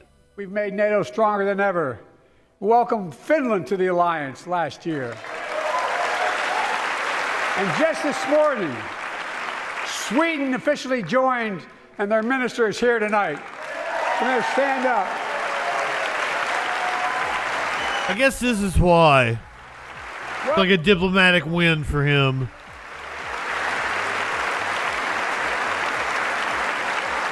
And they know how to fight. Mr. Prime Minister, welcome to NATO, the strongest military alliance the world has ever seen. I say this to Congress, we have to stand up to Putin. Send me a bipartisan national security bill. History is literally watching. History is watching. If the United States walks away, it will put Ukraine at risk. Europe is at risk. The free world will be at risk, emboldening others to do what they wish to do us harm. My message to President Putin, who I've known for a long time, is simple. We will not walk away.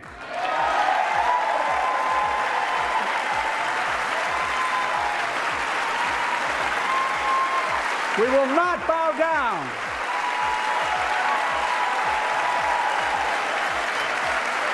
I will not bow down. In a literal sense, history is watching. History is watching. Just like history watched 3 years ago on January 6th, when insurrectionists stormed this very Capitol and placed a dagger to the throat of American democracy. Many of you were here on that darkest of days. We all saw with our own eyes the insurrectionists were not patriots. They'd come to stop the peaceful transfer of power, to overturn the will of the people. January 6th lies about the 2020 election and the plots to steal the election posed a gravest threat to U.S. democracy since the Civil War. But they failed. America stood. The sigh from Johnson. America stood strong and democracy prevailed. We must be honest. The threat to democracy must be defended. My predecessor and some of you here seek to bury the truth about January 6th. I will not do that. This is the moment to speak the truth and to bury the lies. Here's the simple truth. You can't love your country only when you win.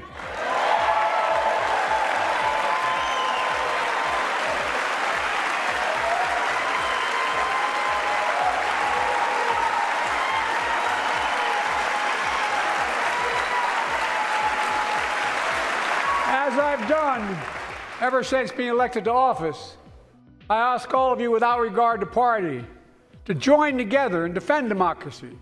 Remember your oath of office of defending against all threats, foreign and domestic.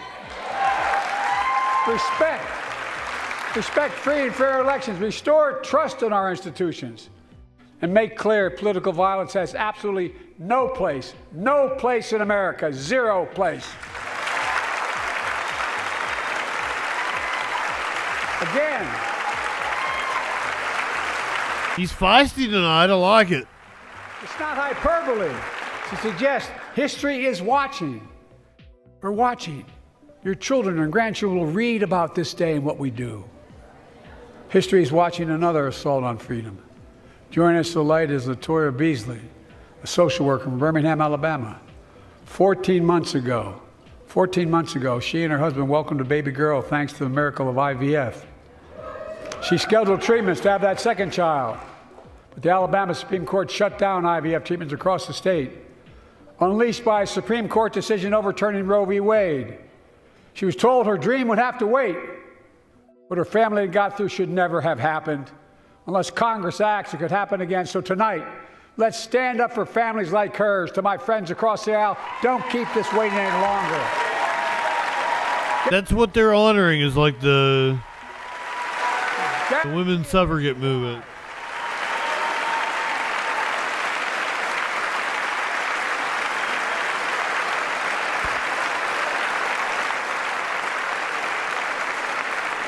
They started doing it around 2019. Roe v. Wade got it right. I thank Vice President. Yeah, they always bring guests. Defending reproductive freedom and so much more. Mike Johnson brought guests. Everybody brings guests. Thank you. My predecessor came to office determined to see Roe v. Wade overturned. He's the reason it was overturned, and he brags about it. Look at the chaos that has resulted. Joining us tonight is Kate Cox, the wife and mother from Dallas. What's up, Kate? She's become pregnant again and had a fetus of a fatal condition. Her doctor told Kate that her own life and her ability to have children in the future were at risk if she didn't act. Because Texas law banned her ability to act, Kate and her husband had to leave the state to get what she needed. What her family got through should have never happened as well, but it's happening in too many others. There are state laws banning the freedom to choose, criminalizing doctors, forcing survivors of rape and incest to leave their states to get the treatment they need. Many of you in this chamber and my predecessor are promising to pass a national ban on reproductive freedom.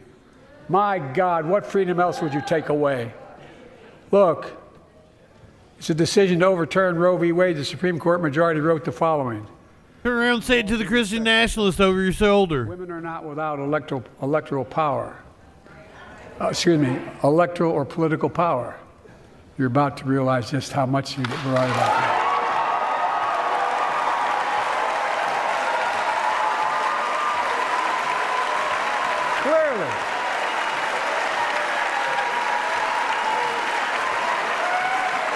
He seemingly directed that at the Supreme Court. Those bragging about overturning Roe v. Wade have no clue about the power of women. But they found out when reproductive freedom was on the ballot. We won in 2022 and 2020, and we'll win again in 2024.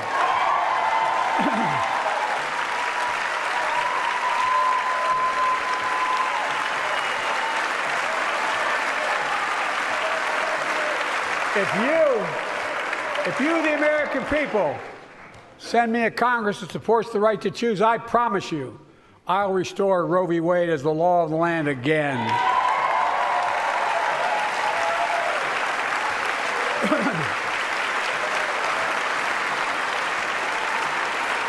Folks, America cannot go back. I'm here tonight to show what I believe is the way forward, because I know how far we come. 4 years ago next week, before I came to office, the country was hit by the worst pandemic and the worst economic crisis in a century. Remember the fear, record losses? Remember the spikes in crime and the murder rate, raging virus that took more than 1 million American lives, of loved ones, millions left behind? A mental health crisis of isolation and loneliness. A president, my predecessor, failed the most basic presidential duty that he owes to American people, the duty to care. I think that's unforgivable. Their first outburst. To get us through one of the toughest periods in the nation's history. We have. It doesn't make news, but news in 1,000 cities and towns, the American people are writing the greatest comeback story never told.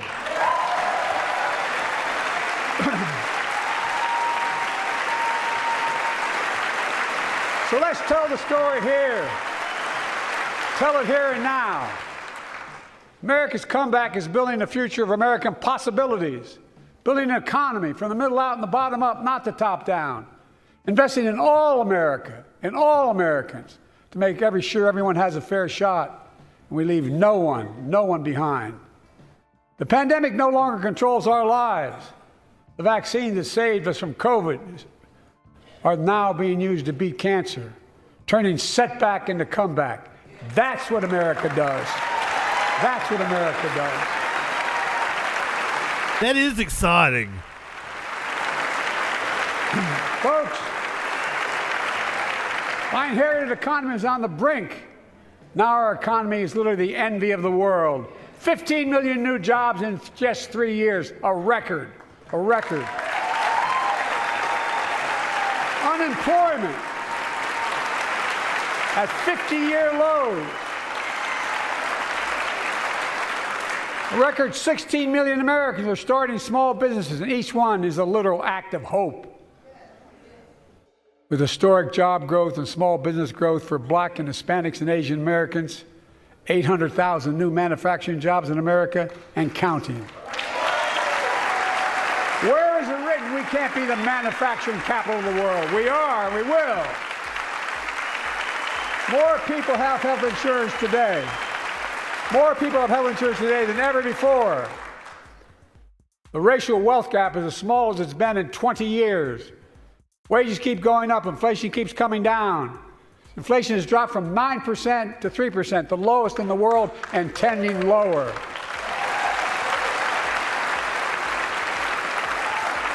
The landing is and will be soft. And now, instead of importing foreign products and exporting American jobs, we're exporting American products and creating American jobs. Right here in America, where they belong.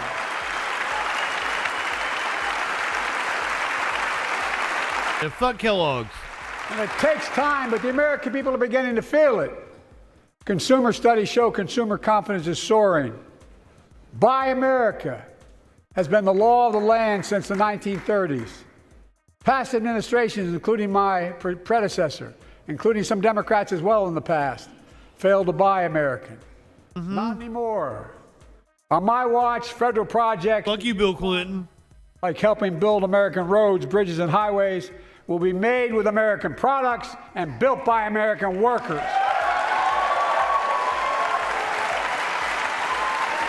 Don't forget to stick around after the speech. We'll have C-SPAN call in. And thanks to our CHIPS and Science Act, the United States is investing more in research and development than ever before.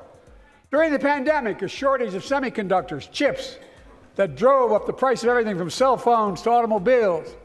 And by the way, we invented those chips right here in America. Well, instead of having to import them, private companies are now investing billions of dollars to build new chip factories here in America. Creating he'll say something about Israel. Many of those jobs paying $100,000 a year and don't require a college degree.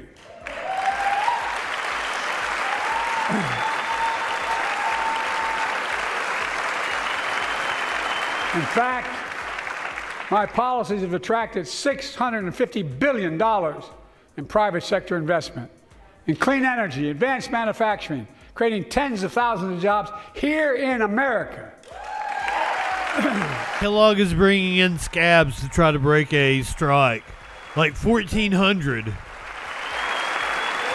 thanks to our bipartisan infrastructure law, 46,000 new projects have been... Yeah, and to eat cereal for dinner. By the way, I noticed some of you strongly voted against it, or they're cheering on that money coming in. What the fuck is Buttigieg smiling about? I'm with you. I'm with you. If any of you don't want that money in your district, just let me know. Modernizing our roads and bridges, ports and airports, public transit systems. Removing poisonous lead pipes so every child can drink clean water without risk of brain damage. Can we please do that? I can tell you multiple cities that need that. Providing affordable high-speed internet for every American, no matter where you live, urban, suburban, or rural communities, in red states and blue states. Record investments in tribal communities. Because of my investment in family farms, because I invested in family farms led by my Secretary of Agriculture, who knows more about this than anybody I know, we're better able to stay in the family for those farms and their children and grandchildren won't have to leave home to make a living. It's transformative. The great comeback story is Belvidere, Illinois, home to an auto plant for nearly 60 years. Before I came to office, the plant was on its way to shutting down. Thousands of workers feared for their livelihoods. Hope was fading. Then I was elected to office, and we raised the Belvedere repeatedly with auto companies, knowing unions would make all the difference. The UAW worked like hell to keep the plant open and get these jobs back, and together we succeeded. Instead of auto factories shutting down, auto factories reopening, a new state-of-the-art battery factories being built to power those cars there at the same.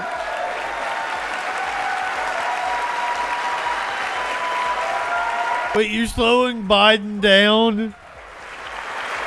Like he's drunk? The folks of Belvedere, I say, instead of your town being left behind, your community is moving forward again. Because instead of watching auto jobs in the future go overseas, 4,000 union jobs with higher wages are building the future in Belvedere right here in America.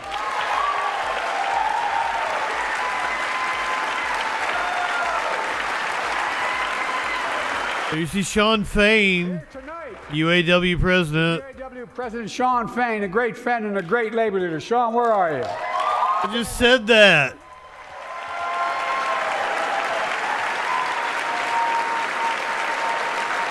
And the thing Biden's been best about has been labor. And Dawn Sims, a third generation worker, UAW worker at Belvedere. Sean, I was proud to be the first president to stand on the picket line, and today, Dawn has a good job in her hometown, providing stability for her family and pride and dignity as well. Showing once didn't know his role. Wall Street didn't build America. They're not bad guys. They didn't build it, though. The middle class built the country, and unions built the middle class.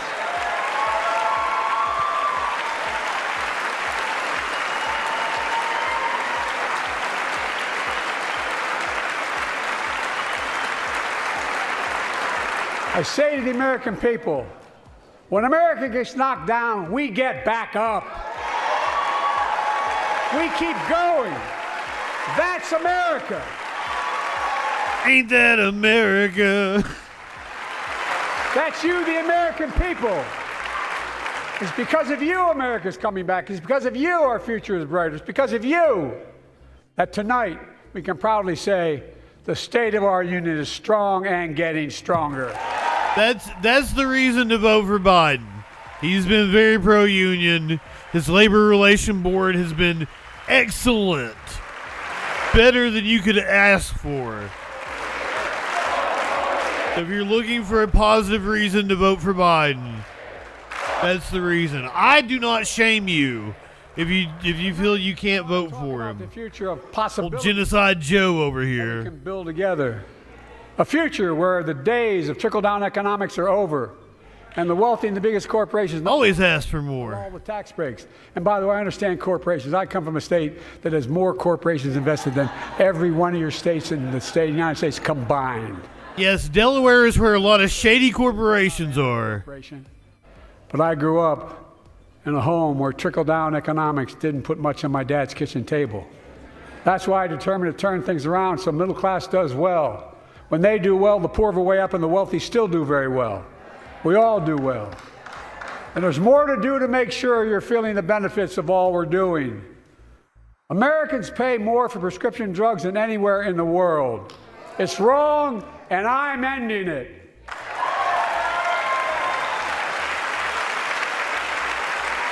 The little things about drugs. Having insulin's a big deal.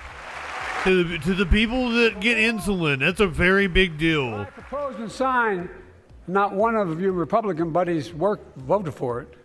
We finally beat Big Pharma. Instead of paying $400, I wouldn't go that far. With diabetes, and it only costs $10 to make. They only get paid $35 a month now and still make a healthy profit. And I want to, but what to do next? I want to cap the cost of insulin at $35 a month for every American who needs it. Everyone.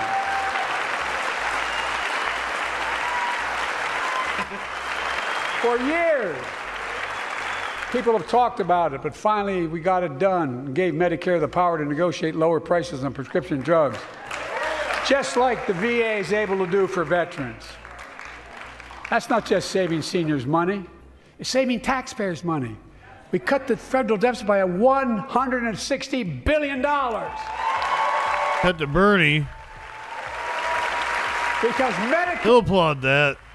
will no longer have to pay those exorbitant prices to Big Pharma. This year, Medicare is negotiating lower prices for some of the costliest. All leftists hate leftists. To treat everything from heart disease to arthritis. It's now time to go further and give Medicare the power to negotiate lower prices for 500 different drugs over the next decade. They're making a lot of money, guys.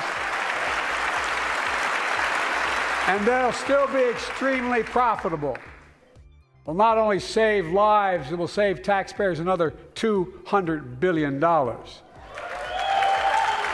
Starting next year, the same law caps total prescription drug costs for seniors on Medicare at $2,000 a year, even for expensive cancer drugs that cost $10,000, $12,000, $15,000.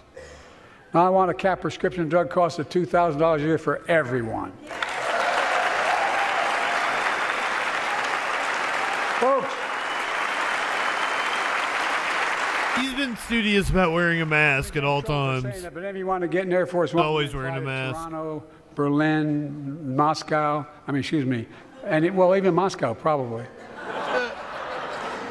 And bring your prescription with you, and I promise you, I'll get it for you for 40% the cost you're paying now. Same company, same drug, same place. Folks, the Affordable Care Act, the old Obamacare, is still a very big deal.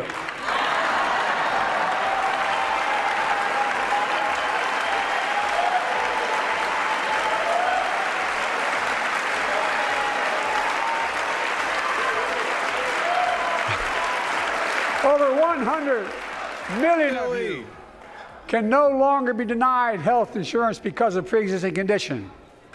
But my predecessor, and many in this chamber, want to take this prescription drug away by repealing the Affordable Care Act. I'm not going to let that happen. We stopped you 50 times before and we'll stop you again. In fact, I'm not only protecting it, I'm expanding it. The enacted tax credits of $800 per person per year reduce health care costs for millions of working families. That tax credit expires next year. I want to make that savings permanent.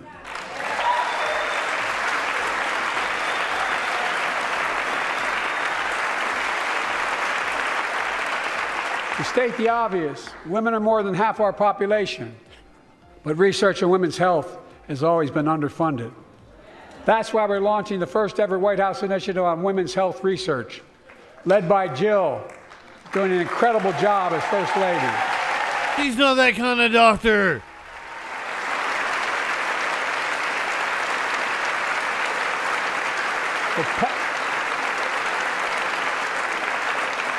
So pass my plan for $12 billion to transfer the best words. Benefit millions of lives all across America.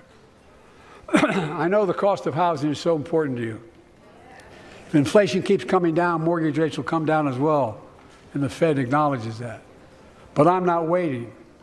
I want to provide an annual tax credit that will give Americans $400 a month for the next 2 years as mortgage rates come down, to put toward their mortgages when they buy their first home or trade up for a little more space. Just for 2 years.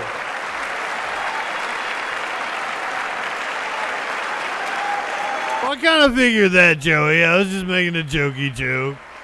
And my administration is also I want to buy a house. Insurance on federally backed mortgages.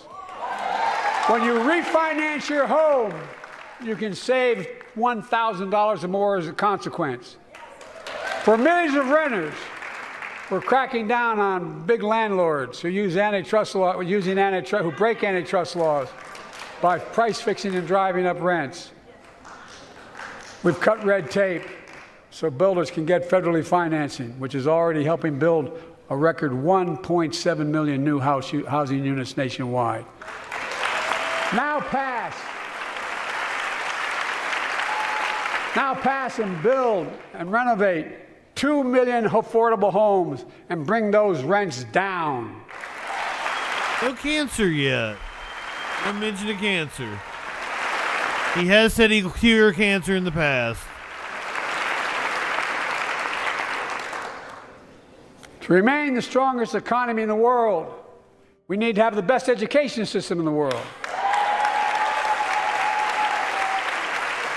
And I, like I suspect all of you, want to give a child, every child, a good start by providing access to preschool for 3 and 4 years old. You know. Okay, you had me a little worried about what he wanted to give a child there.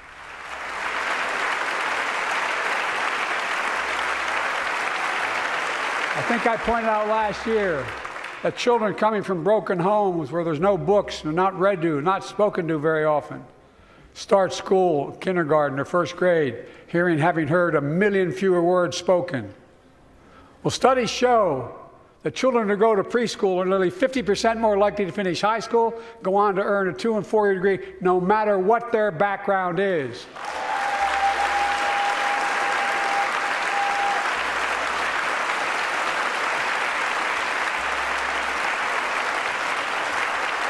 I met a year and a half ago with the leaders of the Business Roundtable. They were mad that they were angry, I think, well, they were discussing why I wanted to spend money on education. I pointed out to them as vice president, I met with over 182 of those folks. Don't hold me to the exact number. It was 66 2/3. They need most. The CEOs. And you've had the same experience on both sides now. They say a better educated workforce, right? So I looked at them and I say, I come from Delaware. DuPont used to be the 8th largest corporation in the world. And every new enterprise they bought, they educated the workforce to that enterprise. But none of you do that anymore.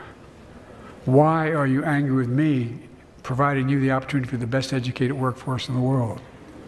And they all looked at me and said, I think you're right. I want to expand high-quality tutoring and summer learning to see that every child learns to read by 3rd grade.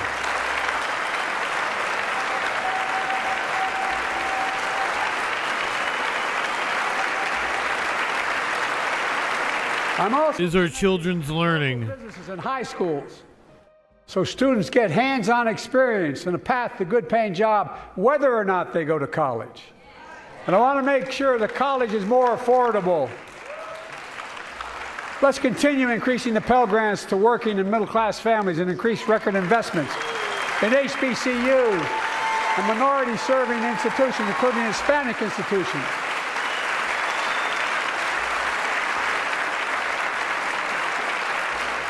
When I was told I couldn't universally just change the way in which we dealt with student loans, I fixed 2 student loan programs that already existed to reduce the burden of student debt for nearly 4 million Americans, including nurses, firefighters, and others in public service.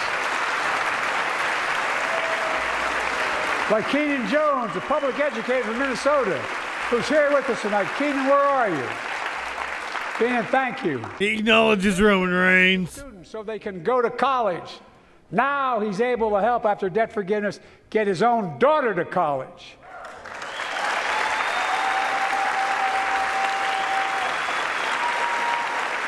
And folks, look,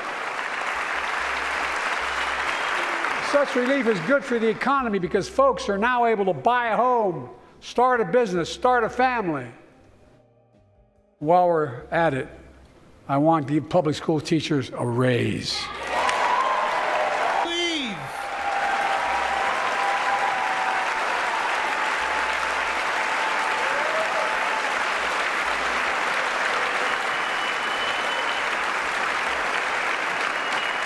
By the way, the first couple of years, we cut the deficit.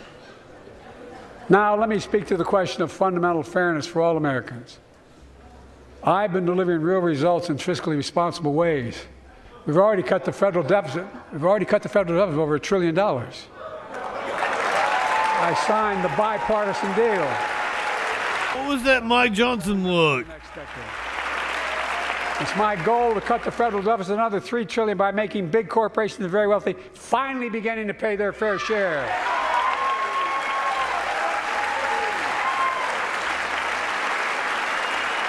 Look, I'm a capitalist. If you want to make or can make a million or millions of bucks, that's great. Just pay your fair share in taxes. A fair tax code is how we invest things to make this country great. Healthcare, education, defense, and so much more. But here's the deal. The last administration enacted a $2 trillion tax cut, overwhelmingly benefit the top 1%, the very wealthy and the biggest corporations, and exploded the federal deficit. They added more to the national debt than any presidential term in American history. Check the numbers. Amen. Folks at home, does anybody really think the tax code is fair? No. Do you really think the wealthy and big corporations need another $2 trillion tax break? No. I sure don't. I'm going to keep fighting like hell to make it fair. Under my plan, nobody earning less than $400,000 a year will pay an additional penny in federal taxes. Nobody, not one penny. And they haven't yet. In fact, the child tax credit I passed during the pandemic cut taxes for millions of working families and cut child poverty in half. Yeah, can we do that again? Restore that child poverty. Can we double it and eliminate child poverty? In this country. The way to make the tax code fair is to make big corporations and the very wealthy begin to pay their fair share. Remember in 2020, 55 of the biggest companies in America made $40 billion and paid zero in federal income tax. Zero. Not anymore. Thanks to the law I wrote and we signed, big companies have to pay a minimum of 15%. But that's still less than working people pay in federal taxes. It's time to raise corporate minimum tax to at least 21%. How about 70% like it used to be? How about 92% like it used to be? Begins to pay their fair share. I also want to end tax breaks for big pharma, big oil, private jets, massive executive pay when it's only supposed to be $1 million that could be deducted. They can pay them $20 million if they want, but deduct $1 million. End it now. You know, there are 1,000 billionaires in America. You know what the average federal tax is for those billionaires? No. They're making great sacrifices, 8.2%. That's far less than the vast majority of Americans pay. No billionaire should pay a lower federal tax rate than a teacher, a sanitation worker, or a nurse. So they should pay a much higher rate. Much, much higher. I propose a minimum tax for billionaires of 25%, just 25%. You know what that would raise? That would raise $500 billion over the next 10 years. And imagine what that could do for America. Imagine a future with affordable child care. Millions of families can get what they need to go to work to help grow the economy. Imagine a future with paid leave, because no one should have to choose between working and taking care of their sick family member. Imagine the future of home care and elder care, and people living with disabilities so they can stay in their homes and family caregivers can finally get the pay they deserve. Tonight, let's all agree once again to stand up for seniors. Many of my friends, fuck them old people. I want to put Social Security on the chopping block. If anyone here tries to cut Social Security, Medicare, or raise the retirement age, I will stop you.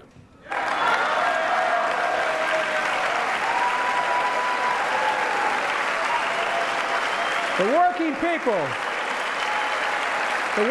who built this country pay more into Social Security than millionaires and billionaires do. It's not fair. We have two ways to go. Republicans can cut Social Security and give more tax breaks to the wealthy. That's the proposal. Oh no, you guys don't want another $2 trillion tax cut? I kind of thought that's what your plan was. Well, that's good to hear. You're not going to cut another $2 trillion for the super wealth. That's good to hear. I'll protect and strengthen Social Security and make the wealthy pay their fair share. I would love to see your box, DJ Dub. Always, anytime anybody wants to show me their box.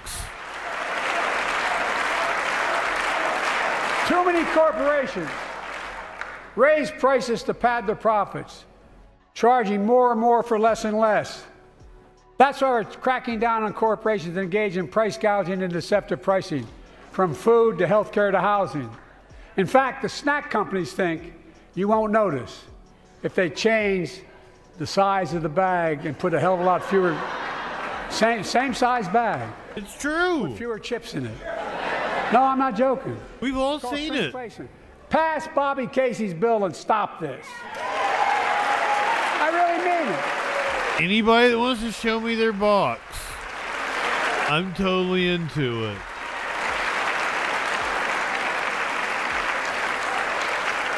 You probably all saw that commercial on Snickers bars. You get charged the same amount, and you got about, I don't know, 10% fewer Snickers in it. 10% less Dick Vein. Look, I'm also getting rid of junk fees. Those hidden fees at the end of your bill that are there without your knowledge. My administration announced we're cutting credit card late fees from $32 to $8.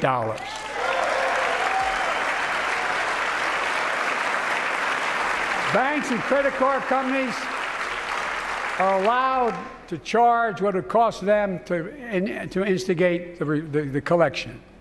And that's more, a hell of a lot, like $8 and 30-some dollars. They don't like it.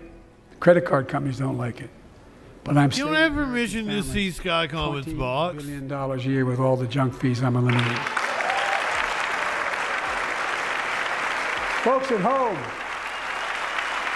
that's why the banks are so mad. It's $20 billion in profit. I'm not stopping there. My administration has proposed rules to make cable, travel, utilities, and online ticket sellers tell you the total price up front, so there are no surprises. It matters. It matters. And so does this. In November, my team began serious negotiation with a bipartisan group of senators. The result was a bipartisan bill with the toughest set of border security reforms we've ever seen. Oh, you don't think so? Oh, I'm glad it failed. That conservatives got together and said it was a good bill? I'll be darned. That's amazing.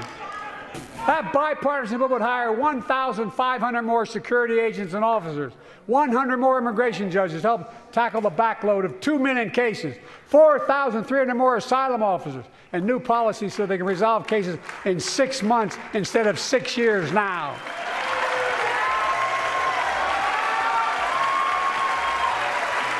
What are you against? 100 more high-tech drug detection machines to significantly increase the ability to screen and stop vehicles smuggling fentanyl into America. Against the kids in cages. This bill would save lives and bring order to the border. It will also give me and any new president new emergency authority to temporarily shut down the border when the number of migrants at the border is overwhelming. The Border Patrol Union has endorsed this bill. The Federal Chamber of Commerce is, yeah. You're saying low. Look at the facts. I was thinking the same thing, Richard. He started with Ukraine. He's going to end with Israel.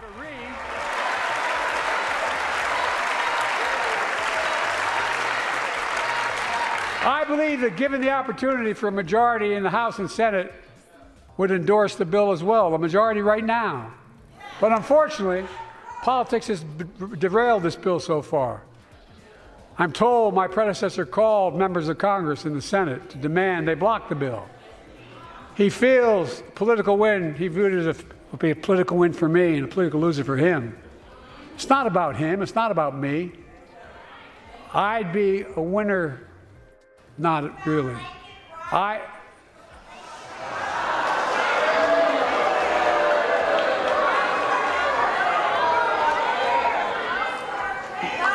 Lincoln Riley, an innocent young woman who was killed by an illegal. That's right. Well, he shoved it in their face. Killed by illegals. To her parents, I say, my heart goes out to you, having lost children myself. I understand.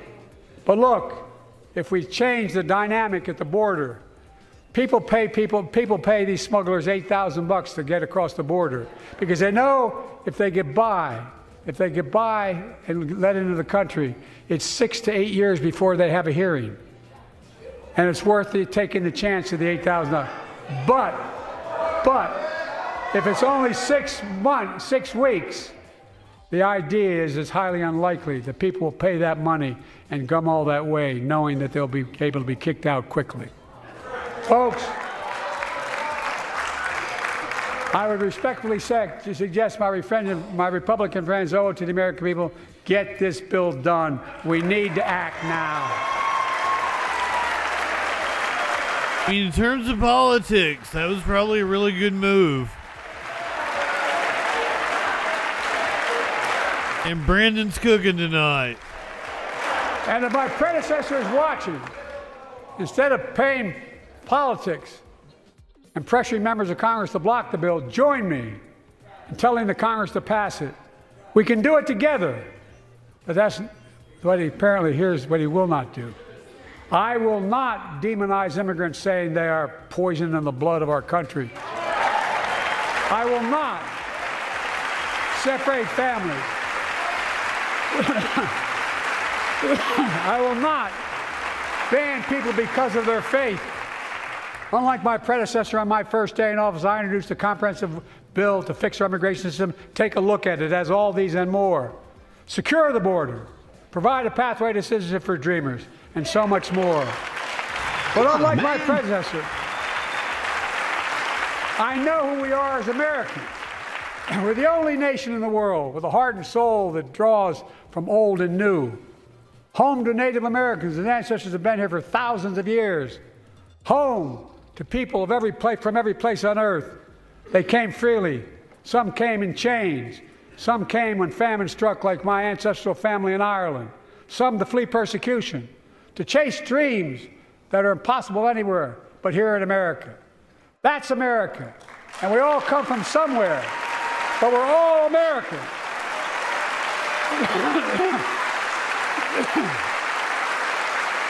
That's why Bernie's wearing a mask. We're back on Biden dies of COVID watch. We have a simple choice. We can fight about fixing the border, or we can fix it. I'm ready to fix it. Send me the border bill now.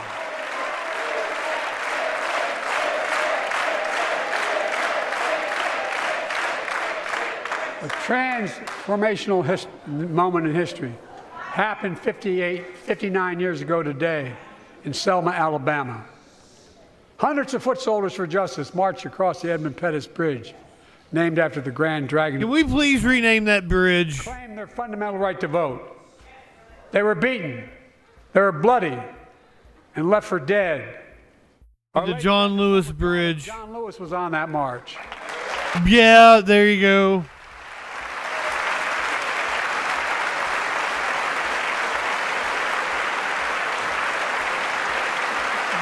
Joining us tonight are other marchers, both in the gallery and on the floor. Took me a little bit to find it. Biden dies of COVID watch. The daughter of gospel singers and preachers, she sang songs of prayer and protest on that bloody Sunday to help shake the nation's conscience.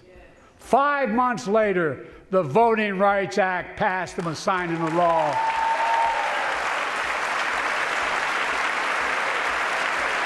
Thank you. Thank you, thank you, thank you.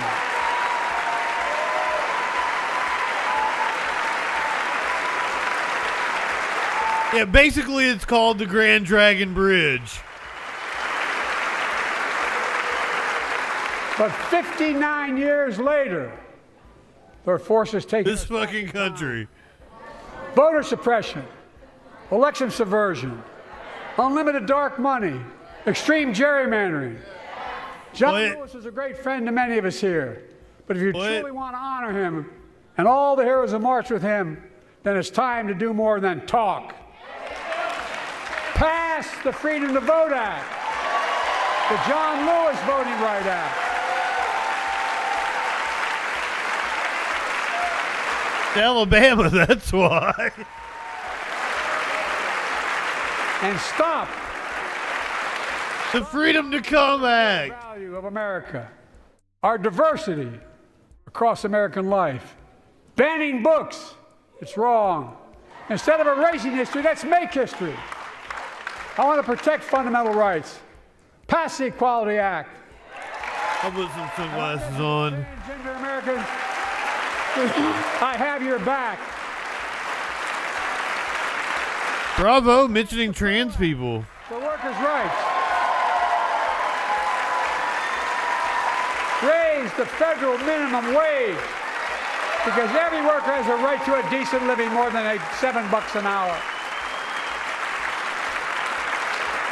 We're also making history by confronting the climate crisis, not denying it. I don't think any of you think there's no longer a climate crisis. At least I hope you don't. I'm taking the most significant action ever on climate in the history of the world. I'm cutting our carbon emissions in half by 2030, creating tens of thousands of clean energy jobs, like the IBEW work is building and installing 500,000 electric vehicle charging stations. Conserving 30% of America's lands and waters by 2030. Yeah, I don't think you'll be alive by 2030. Environmental justice fence line communities smothered by the legacy of pollution. And patterned after the Peace Corps and AmeriCorps, I launched the Climate Corps to put 20,000 young people to work in the forefront of our clean energy future. I'll triple that number in a decade.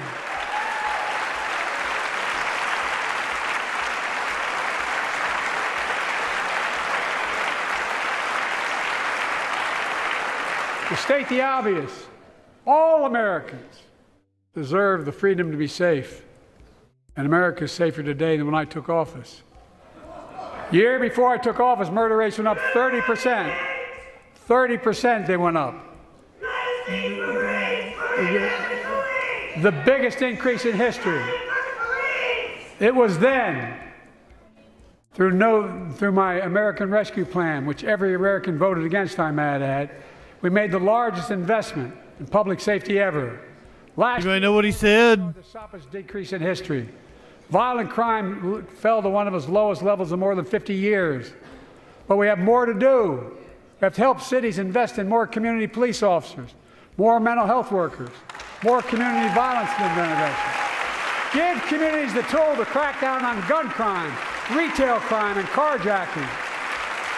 Keep building trust, as I've been doing by taking executive action on police reform and calling for it to be the law of the land. My cabinet to review the federal classification of marijuana and expunging thousands of convictions for the mere. Hear, hear. Because no one should be jailed for simply using or have it on their record. I'll smoke to that. Take on crimes of domestic violence. I'm ramping up the federal enforcement of the Violence Against Women Act that I proudly wrote when I was a senator, so we can finally end the scourge against women in America.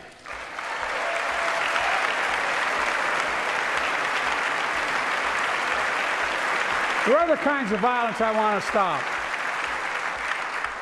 With us tonight is Jasmine, whose 9-year-old sister Jackie was murdered with 21 classmates and teachers in an elementary school in Uvalde, Texas. Very soon after that happened, Jill and I went to Uvalde for a couple of days. We spent hours and hours with each of the families. We heard their message, so everyone in this room, in this chamber, could hear the same message. The constant refrain, and I was there for hours meeting with every family. They said, do something. Do something.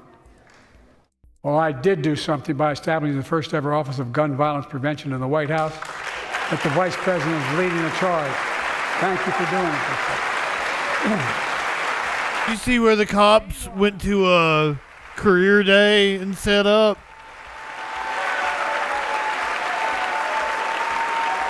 They got roasted on Twitter. Meanwhile, my predecessor told the NRA he's math problem nothing on guns when he was president.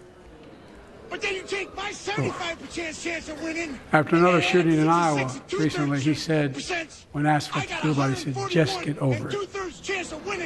There's his quote, just get over it. I say, stop it. Stop it, stop it, stop it.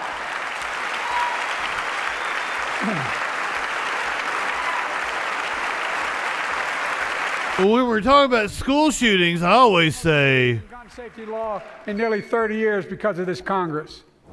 We now must beat the NRA again. I'm demanding a ban on assault weapons and high-capacity magazines. Pass universal background checks. None of this. None of this. I taught the Second Amendment for 12 years. None of this violates the Second Amendment or vilifies responsible gun owners. You know, as we manage challenges at home, we're also managing crises abroad, including in the Middle East. I know the last 5 months have been gut-wrenching for so many people, for the Israeli people, for the Palestinian people, and so many here in America. This crisis began on October 7th with a massacre by a terrorist group called Hamas, as you all know. No, it didn't. 1,200 innocent people, women and girls, men and boys, slaughtered after enduring sexual violence. The deadliest day for the Jewish people since the Holocaust. And 250 hostages taken. Here in this chamber tonight are families whose loved ones are still being held by Hamas. I pledge to all the families that we will not rest until we bring every one of your loved ones home. We also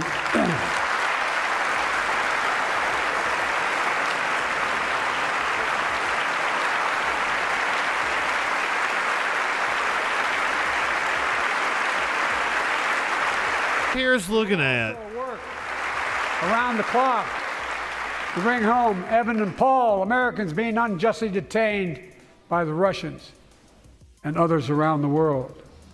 Israel has the right to go after Hamas.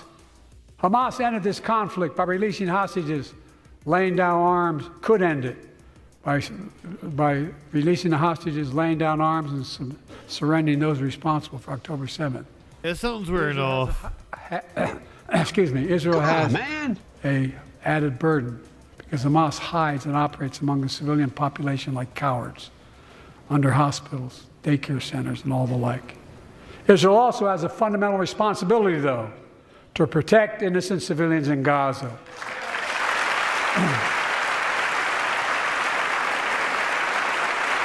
This war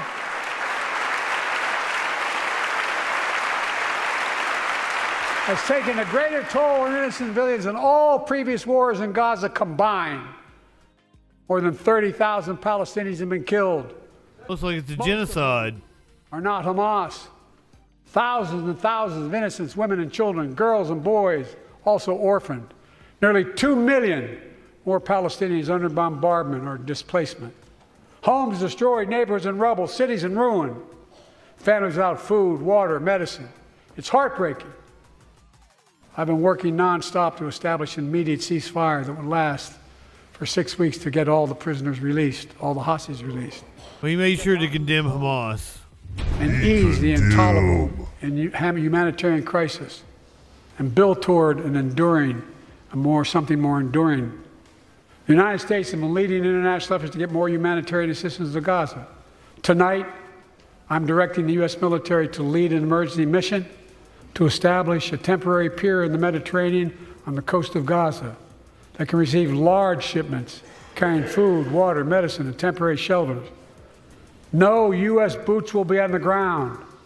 A temporary pier will enable a massive increase in the amount of humanitarian assistance getting into Gaza every day. What happens when Israel kills a U.S. soldier? What are we going to do? We ain't gonna do shit, are we? Israel must allow more aid into Gaza to ensure humanitarian workers aren't caught in the crossfire. And they're announcing they're going to have a crossing in northern Gaza. To the leadership of Israel, I say this. Humanitarian assistance cannot be a secondary consideration or a bargaining chip. Protecting and saving innocent lives has to be a priority. As we look to the future, the only real solution to the situation is a two-state solution over time.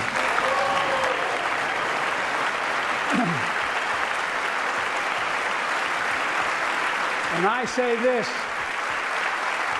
as a lifelong supporter of Israel. We know. Career, no one has a stronger record with Israel than I do. I challenge any of you. We know. I'm the only American president of Israel in wartime. But there is no other path that guarantees Israel's security and democracy. There is no other path that guarantees Palestinians can live in peace with peace and dignity. And there's no other path that guarantees peace between Israel and all of its neighbors, including Saudi Arabia, with whom I'm talking. Creating stability in the Middle East also means containing the threat posed by Iran. That's why I built a coalition of more than a dozen countries to defend international shipping and freedom of navigation in the Red Sea. I've ordered strikes to degrade the Houthi capability and defend U.S. forces in the region. As Commander-in-Chief, I will not hesitate to direct further measures to protect our people and our military personnel.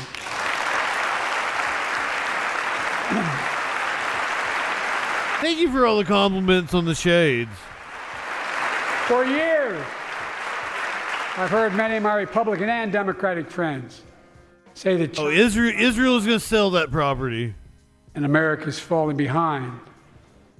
They're already trying to do just that. I've been saying it for over 4 years, even when I wasn't president. America's rising. We have the best economy in the world. And since I've come to office, our GDP is up, our trade deficit with China is down to the lowest point in over a decade. And we're standing up against China's unfair economic practices. We're standing up for peace and stability across the Taiwan Straits. I've revitalized our partnership and alliance in the Pacific. India, Australia, Japan, South Korea, Pacific Islands. I've made sure that the most advanced American technologies can't be used in China, not allowing to trade them there. Frankly, for all this tough talk on China, it never occurred to my predecessor to do any of that. I want competition with China, not conflict. Did business with China. We're in a stronger position to win the conflict of the 21st century against China than anyone else, for that matter, than any time as well. Here at home, I've signed over 400 bipartisan bills. But there's more to pass my unity agenda. Strengthen penalties on fentanyl trafficking. You don't want to do that, huh? Pass bipartisan privacy legislation to protect our children online. No, I like drug trafficking. Harness the promise of AI to protect us from peril. Ban AI voice impersonations and more.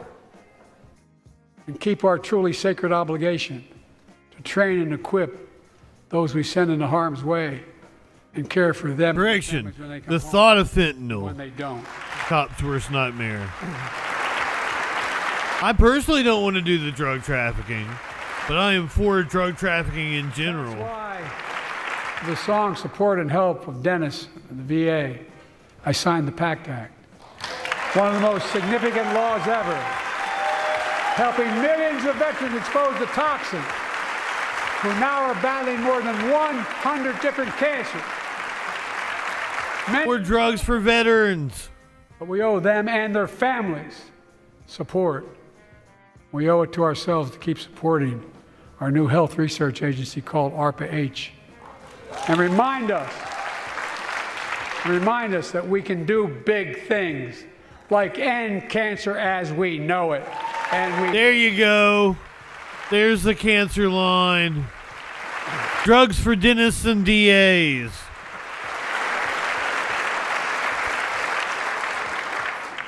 Let me close with this. Yay. See, he's still sharp. I know you don't want to hear any more, Lindsey, but I got to say a few more things. Yeah, tell Lindsey Graham to shut the hell up. Look like it, but I've been around a while. When you get to be my age, certain things become clearer than ever. I know the American story. Again and again, I've seen the contest between competing forces in the battle for the soul of our nation. Between those who want to pull America back to the past and those who want to move America into the future. My lifetime has taught me to embrace freedom and democracy, a future based on core values that have defined America: honesty, decency, dignity, equality, to respect everyone, to give everyone a fair shot, to give hate no safe harbor. Now, other people my age see it differently. The American story of resentment, revenge, and retribution, that's not me. I was born amid World War II when America stood for the freedom of the world. We know. I grew up in Scranton, Pennsylvania, and Claymont, Delaware, among working class people who built this country. I watched in horror as two of my heroes, like many of you did, Dr. King and Bobby Kennedy, were assassinated. And their legacies inspired me to pursue a career. It was Bobby? I left the law firm and became a public defender because my city of Wilmington was the only city in America occupied by the National Guard after Dr. King was assassinated because of the riots. And I became a county councilman almost by accident. I got elected to the United States Senate when I had no intention of running at age 29. Then vice president of our first black president. Now president to the first women vice president.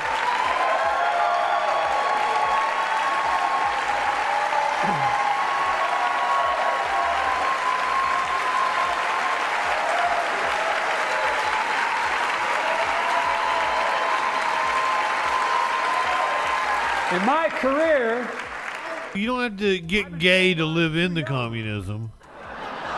By the way, they didn't let me on the Senate elevator. Just in harmony with the gay. Not a joke. And I've been told I'm too old. Whether young or old, I've always known what endures. I've known our North Star. The very idea of America is that we're all created equal and deserve to be treated equally throughout our lives. We've never fully lived up to that idea, but we've never walked away from it either. And I won't walk away from it now. I'm optimistic. I really am. I'm optimistic, Nancy.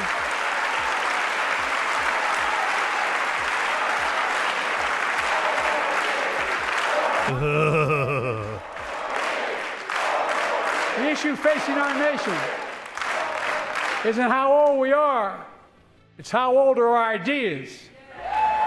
Hate, anger, revenge, retribution are the oldest of ideas. But you can't lead America with ancient ideas that only take us back. You lead America, the land of possibilities. You need a vision for the future and what can and should be done. Tonight you've heard mine. I see a future where defending democracy, you don't diminish it. I see a future where we restore the right to choose and protect our freedoms, not take them away. Don't forget to stick around. C-SPAN calls. I see a future where the middle class finally has a fair shot and the wealthy have to pay their fair share in taxes. Make sure you C-SPAN calls. Be the best part of the night. From the climate crisis and our country from gun violence. Above all, I see a future for all Americans. I see a country for all Americans. And I will always be president for all Americans. Because I believe in America. I believe in you, the American people. You're the reason we've never been more optimistic about our future than I am now. So let's build the future together. Let's remember who we are. We are the United States of America. And there is nothing beyond our capacity when we act together. God bless you all, and may God protect our troops. Thank you, thank you, thank you. I'm always really giggly when I'm tripping.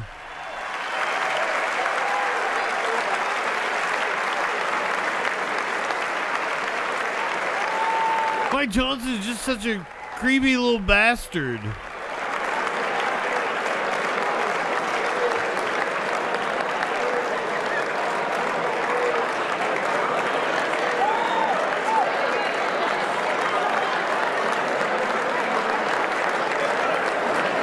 I will say, like, he's lost more than a step. If you go back and watch an interview from like 2015, 2016, like, he really was like,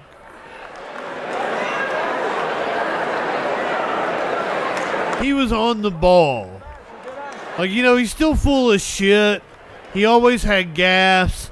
He misremembered things. But he was rapid fire back with reporters and shit.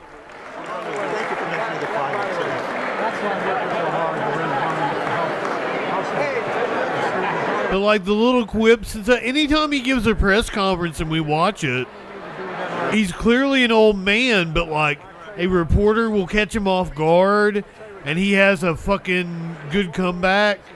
I said, Mr. Chairman, someplace you'd help and someplace you'd hurt. He looked at me and said, I'll come and campaign for you again. And help. Come on now. He kind of petered out at the end. He definitely had a much stronger start and tapered off. Good job. Great job. Great job. Be lively. Yeah, he's always been the king of gaffes. He's always fucked shit up. Great job. Misremembered things. I got a Smokey coming over here. Come on, buddy. No, there's no T in Spanish. Great job, Mr. President. When we get that halftime, That was great, so y'all can get in there. let me see you. By the way, I've been in constant contact with him. Here's what I worry about with Ukraine. If we pull away, the rest of Europe's going to pull away. They're looking for us. And if we say something in the phone, I spend around 90 hours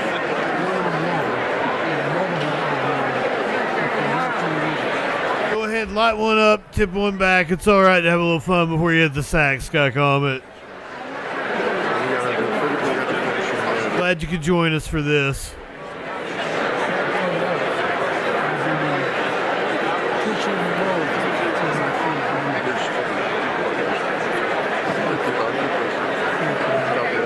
Has he got a Ukrainian flag around his...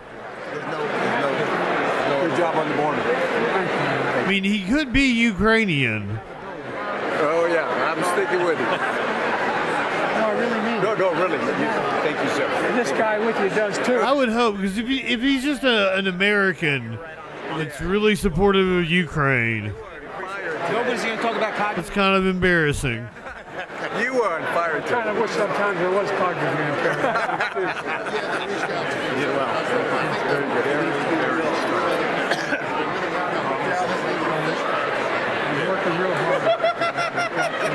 He's working real hard. Fired us all up. You fired I think that's about the best speech you could ask for. And he really didn't focus on Israel. What he said was pretty shitty, but he kept it contained to like 3 sentences. Moved on to something else. Instead of ending strong with it, he kind of buried it. Let's see if I can get out of the way. Can I get out of the way so y'all can protect it? Oh, there you go. C-SPAN has the phone numbers up.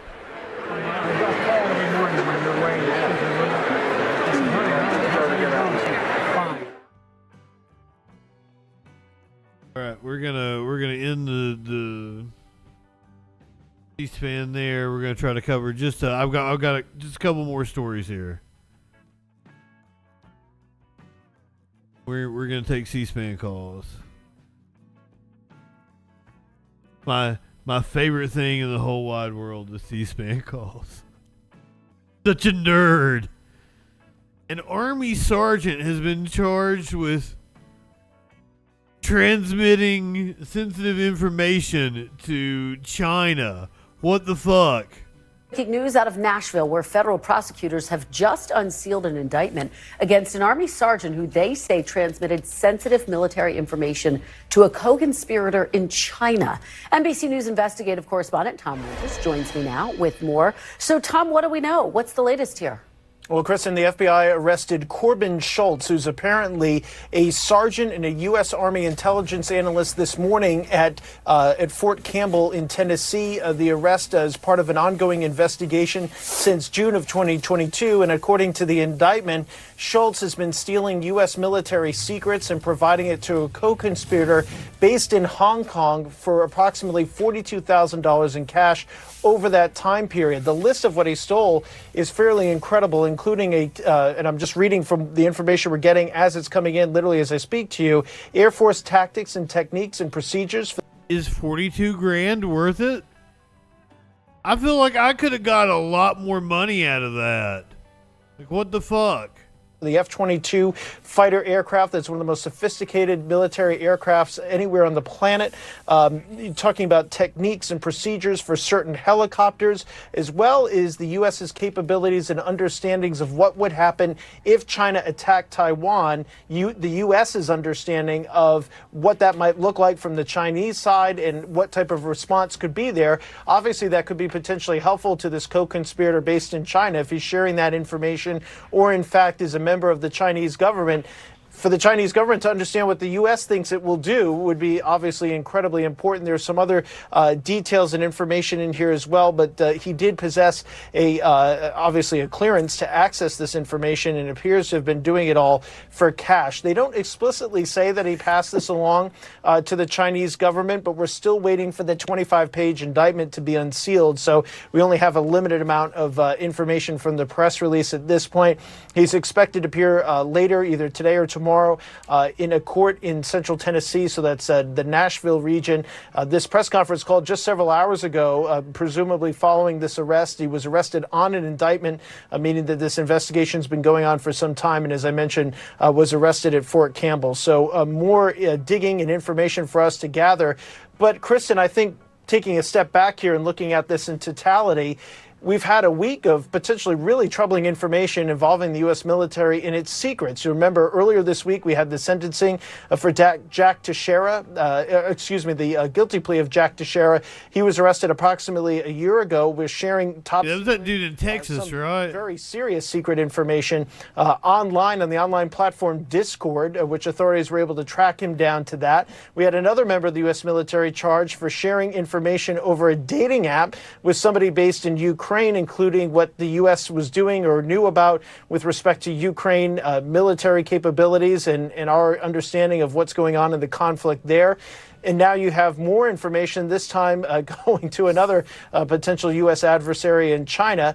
And this information appears to have been quite sensitive and also has to do with export control items. So in other words, actual U.S. military technology and capability. So obviously a serious investigation led by the FBI's counterintelligence division and by the U.S. Army's counterintelligence division, and something we're going to continue to track here through the afternoon. All right. Well, Tom, I know this is just breaking, and you gave us a really robust download, so we appreciate the great reporting. Thank you for joining us.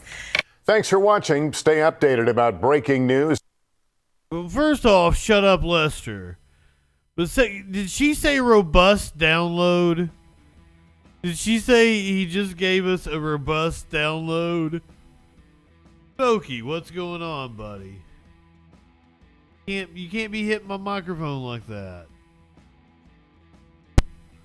Buddy, you can't hit my microphone with your ass.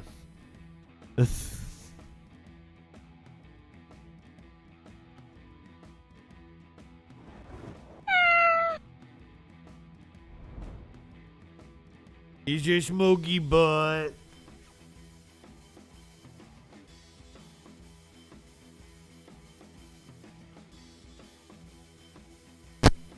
God damn it, stop hitting the mic, Smokes. That's why you can't get up here.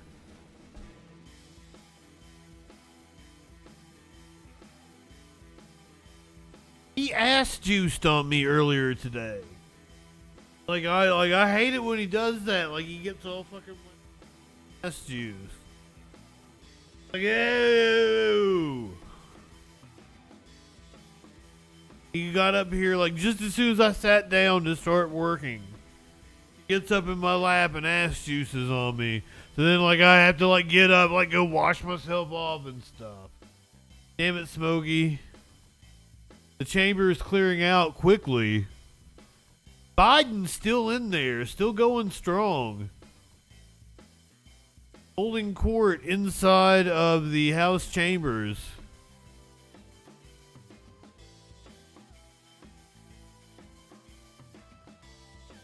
Harris and Mike Johnson still standing next. What is it, like some kind of custom that they have to stand there next to each other looking like idiots until Biden exits the chamber or some shit? Because that's as is tradition. Because that's hilarious if so. Smokey pretty much does do what he wants. They're still standing up there.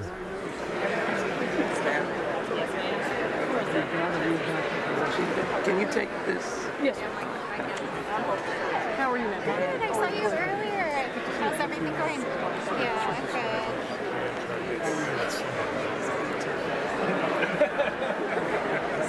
This is what Biden's good at. Like, he's good at schmuzzing with people. Schmuzzing, is that a word? It sounds like a Jewish word.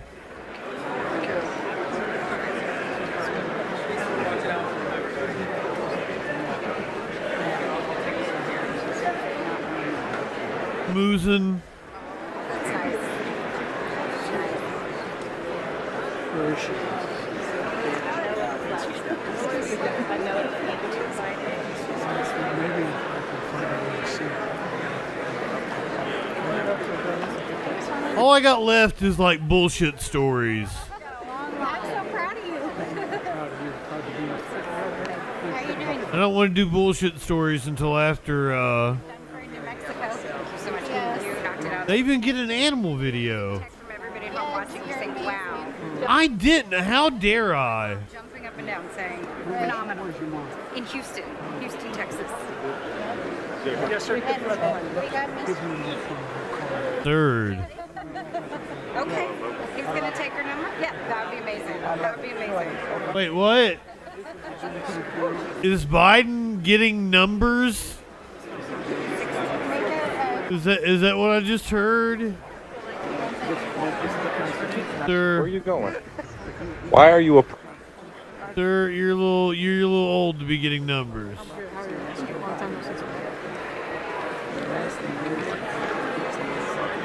I'm going to try right here. Oh my gosh. That's the song. Yes, sir.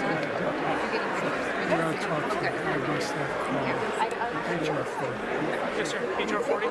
Great. Phil Jackson. You kidding? Congresswoman, should we take a photo right here? Right here, there we go. Excellent, sounds good. Excellent. Did you get a signing? I did. I got multiple. Thank you. Get those digits. We appreciate you. I mean, he's apparently still got game. I have stuff back here that I have to go. I think around is probably best. It's a great picture for Governor. She's giving me the number For the governor's dad.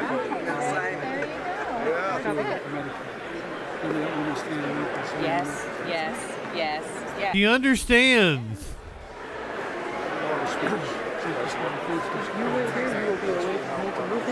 Yes. Okay. Yes. That's Abigail Spamberger, right? I was in Kiev 2 Saturdays. You gave a very strong message. You got to get this stuff.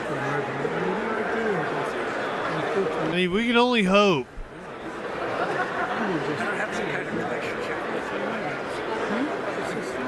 I talked to Ron last night. The Chinese are watching. Everybody's watching. Absolutely. Biden had to have had a facelift. This is correct. You can see the way his skin is. I agree, and I want to joke and say history's right. That's why the conspiracy theory about his ears. That's just because they tucked the skin behind his ear. He had a facelift. Mamo from Rhode Island. Good to be here. I didn't get you guys job. I was happy you're here, little man. Congressman, if you go go to the aisle. Okay, my 12-year-old referred to you as her BFF. I sent a photo and she said, oh, it's my BFF.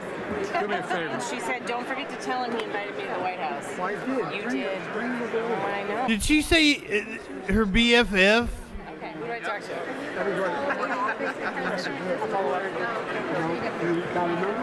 Yes, sir.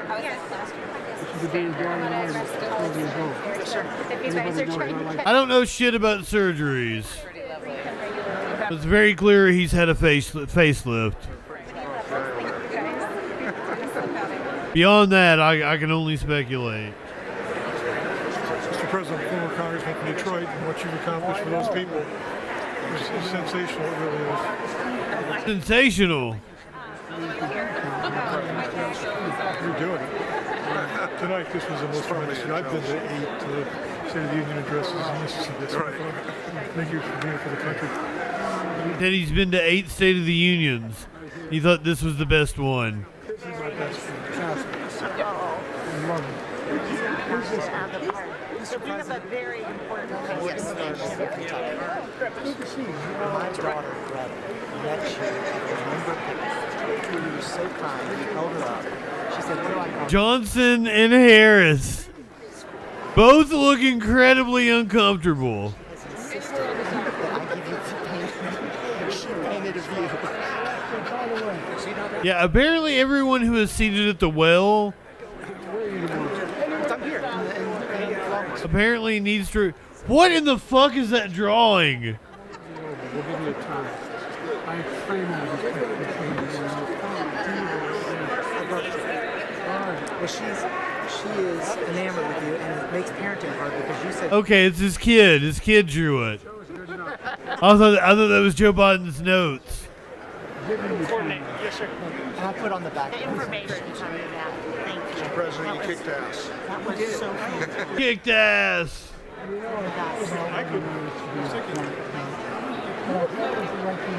Simply was. No, you're good, Admiral Faye. I got you. I know you are, ma'am. Put on those glasses and Harry Truman said, they said, give them hell. Harry said something like So yeah, apparently everyone that's seated at the well has to remain in that position. Mr. President, you were fantastic. Thank you so much. Until the president leaves. Michigan loves you so much. So this is forcing I am holding up everybody. Vice President Harris I'm so sorry to see you guys waiting. to have to stand next to that ghoul. So David Charles, I mean, really truly, you think about it. They tell us in this chief all the time. You're the finest fighting force in history. It's awkward for both of them. No one would excuse my expression as a patch on my head. Because of you. I really mean it. Think of what you do. I think he said he was going to pat her on the ass. And some of you have been to these international meetings they go to. The CEO, the president come beside you. But once again, it's like a gala for him. It's like a high school dance or some shit. So much at stake. The pageantry is a huge part of politics. Being seen and shaking hands and once again, that is Biden's strong point. Talking to people face to face, shaking their hand, making them feel special. And if you've ever interacted with a politician, like I can say for a fact, like even politicians I dislike that I've met, I spent a lot of time in there. I see why you're a politician now.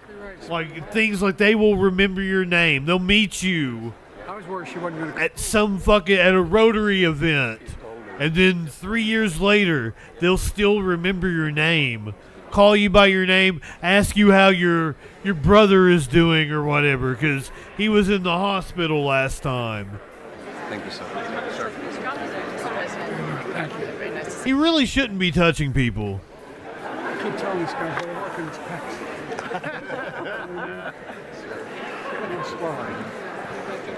You okay? Doing good. You needed. Doing good. Yep, I've met a president. It's a big deal. this way. We're going to go up right there. I had the clearance to meet another president, but I didn't get there in time. Give this to my assistant. We're just going to follow the Sergeant of Arms this way, sir. Now we've got. Yep. President, Congressman Frank Irving.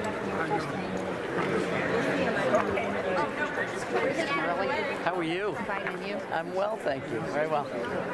You could say, Mr. Speaker, the President of the United States. Really appreciate it. It's awesome. It really is. I know you know. I don't know what microphone we've got. Maybe that handheld camera that's down there. Probably the camera we're on now. Used in steel and cement. It's gigantic. It's gigantic. We can do something about it. And Transformation. I think it's ended up working with you kidding me? My dad and my grandfather go back together. Are we sure this isn't Chevy Chase Frank. Was a state playing a character?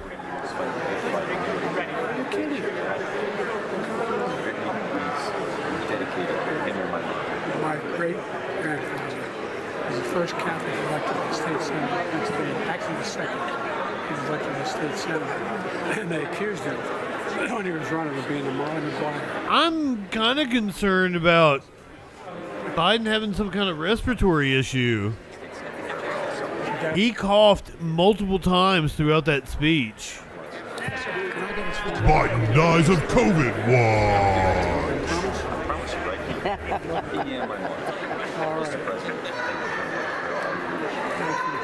Most people can't leave until we leave, and we need to go this way. Well, they're Democrats and Republicans. We got both up there. I'm joking. I'm sorry, you gotta stay there. Of course you're joking. Yes, I'm going to go this way, Mr. President. Thank you, Joe. Still Maryland. Yeah, Joe. By the way, is that All you do is compromise with Republicans.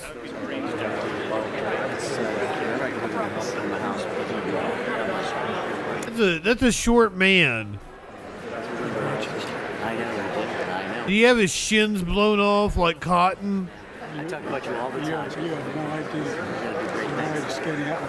I know. This is the real life cotton, isn't it? Thank you, Mr. All right, we're going to follow the Sergeant of Arms. Only Cotton would hate Joe Biden. I appreciate it. Anytime. You made me feel good. I knew I was in your line of sight, so I was like, You really were. I was ready. I was You got hyping. some eyes, kid. Thank you. This way. She's right here. I think he complimented her on her eyes. And I must say, I saw her earlier, and she is kind of cute. This is one of the big guys. Great speech. The new COVID vaccine just dropped in like the last week. Last weekend. But it's only for like people over 55, I think. I told him, baby, so many people. I said, baby, you know I should come to Jesus. Sure, just. That might go good. That was good. We'll see you, Mr. So good. He said something about BB. Mr. President, great job. Thank you for standing up, making me feel good. Right? No, great. Fantastic. It's game time now. Okay. It costs $100 now? Oh my God. That is bullshit.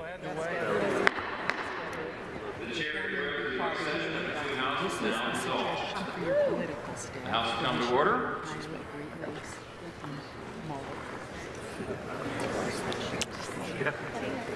Would you mind a selfie? I would love a selfie. 217 COVID vaccines. Now that sounds excessive, but I'm no doctor. Do that. Really. Do it. And then I'll say not to take it. Yeah. No, I was being polite. You knocked it out of the ballpark. Good to see you. Well done. Thank you. Mr. President, you did amazing for E from Colorado. For what purpose? So proud. That was awesome. Louisiana seek We're recognition. going to be fighting together. Mr. Speaker, I move that the message of the President be referred to the Committee of the Whole on the State of the Union. I couldn't run without him. Could not run. Mr. President. Does the gentleman from Louisiana have a motion? Whoa! Speaker, I move that the House is now adjourned. question is on the motion to adjourn. Those in favor say aye. Am I really high, or did he just kiss her on the lips? Motion is agreed to. Accordingly, the House stands adjourned until 9 a.m. I should have noticed that one. That is, that's Mary Patello? We all love him. I'm fucking her last name up, I think. She's the congressperson from Ohio. Not Ohio, Alaska. How the fuck did I fuck Ohio and Alaska up? Alaska. She's the congressperson from Alaska. Well, we're coming back. Yeah, can't get rid of it. Really fantastic. The interruptions, that's just so new and different. I hope it wasn't. It's a game they played. They did it last time. And I said, oh.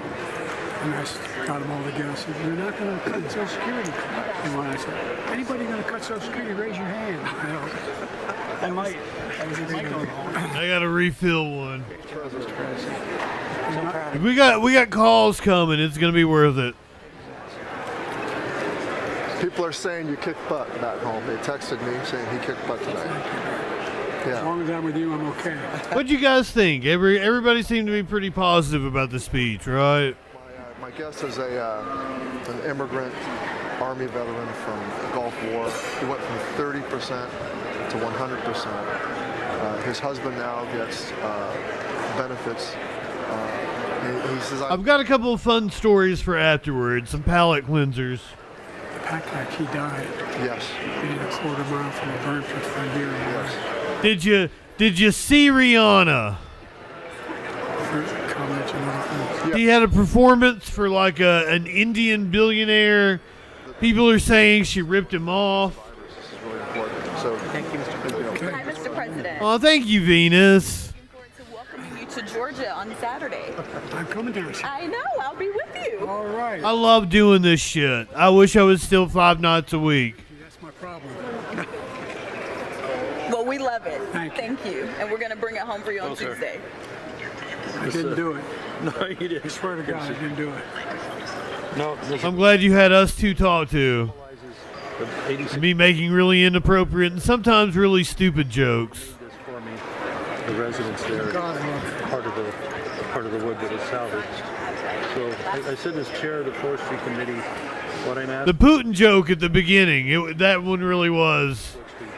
Harvest forests. That was pretty cringe. And we just held a hearing in South Dakota with the Nyman family. They're going to lose their business soon.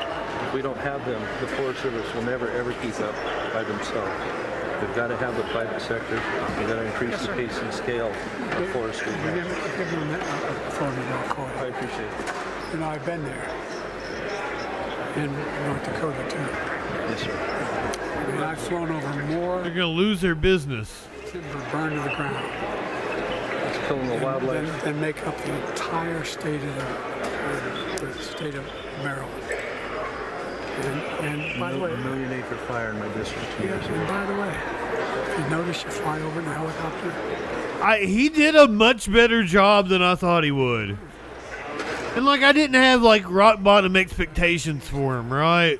We got to cut some trees. We're holding people up to Bill. In business too, like Scranton. But also, he exceeded my expectations.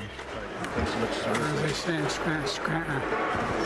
I will say, he came out strong. He the first. I'm thinking of the folks. 25 minutes of the speech, he was on a roll.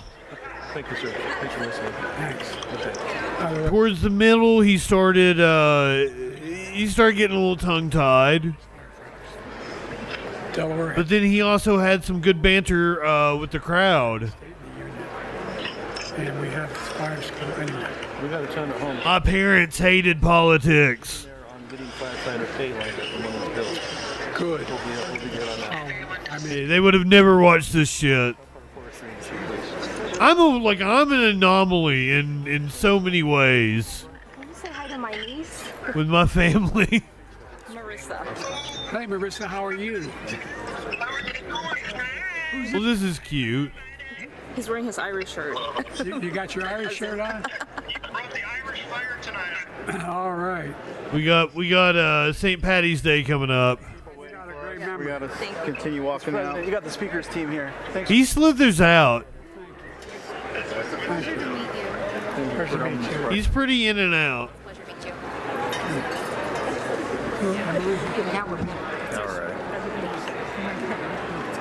Now I never covered a Trump State of the Union. We weren't doing the Troll Patrol back then.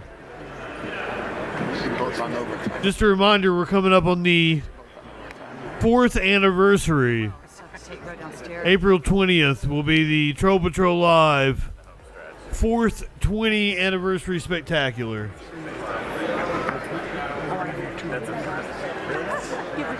I about fell out of my chair. It's on a Saturday this year. Third closest majority. So we're doing a special Saturday show.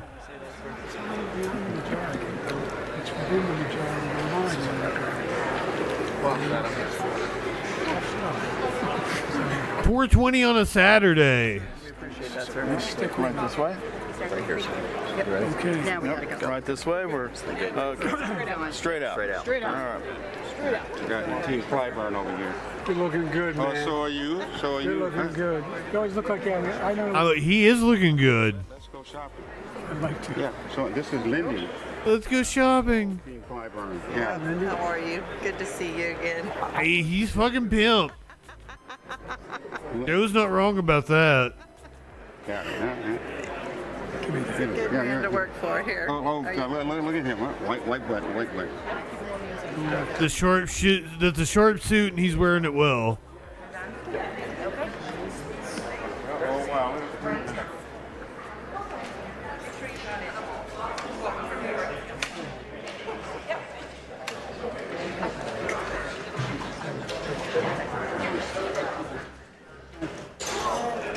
I'm kind of amazed C-SPAN is not cut away. He's very dapper. Excellent word to describe it. Oh, we might get a socks over here. Or he's going to jump to the couch, which is absurd. No, you're not.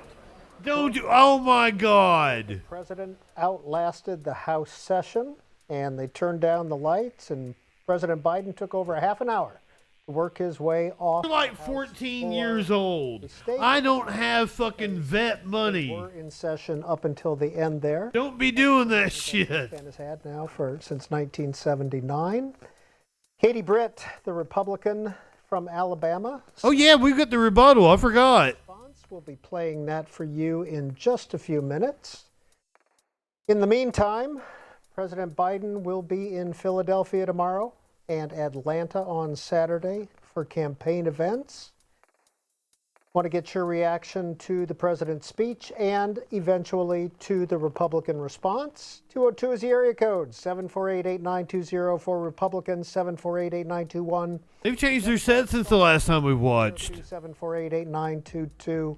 We'll begin taking those in just a few minutes, but let's hear. Oh, you tease. Noted, Peter, the president stayed in the chamber for 30 minutes after he gave tonight's speech. The length of his speech, though, this is from C-SPAN tonight, about 67 minutes and 32 seconds. I was wrong. How that compares to his previous addresses to Congress during this first term. Also, just want to remind viewers of some moments from tonight before we start getting their reaction to the State of the Union. President Biden, as many of you noted, addressed border security during his State of the Union address tonight. He also said this: if the United States walks away, it will put Ukraine at risk. My message to President Putin, who I've known for a long time, is simple. We will not walk away. We will not bow down. I will not bow down. Viewers can also react to this moment from the State of the Union. Tonight, I'm directing the U.S. military to lead an emergency mission to establish a temporary pier on the Mediterranean on the coast of Gaza that can receive large shipments. No U.S. boots will be on the ground, is what he had to say there. And then there is also this: President Biden on Roe v. Wade. With all due respect, justices, as he turned to those Supreme Court justices in the chamber, women are not without electoral or political power. You're about to realize just how much. And the president tonight also talked about January 6th. You can't love your country only when you win, is what he had to say. He also talked about Laken Riley, that Georgia student who was allegedly murdered by a Venezuelan illegal immigrant, holding up the button he was given by Marjorie Taylor Greene when he walked down the aisle this evening.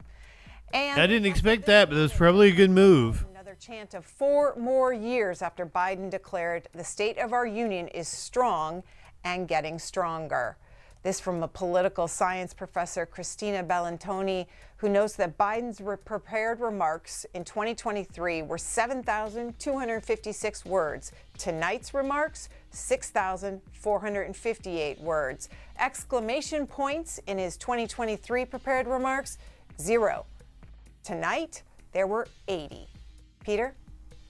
Let's take some calls. You can see the numbers there on the screen. We will get the Republican response in just a few minutes. Again, it's Katie Britt, Republican senator from Alabama.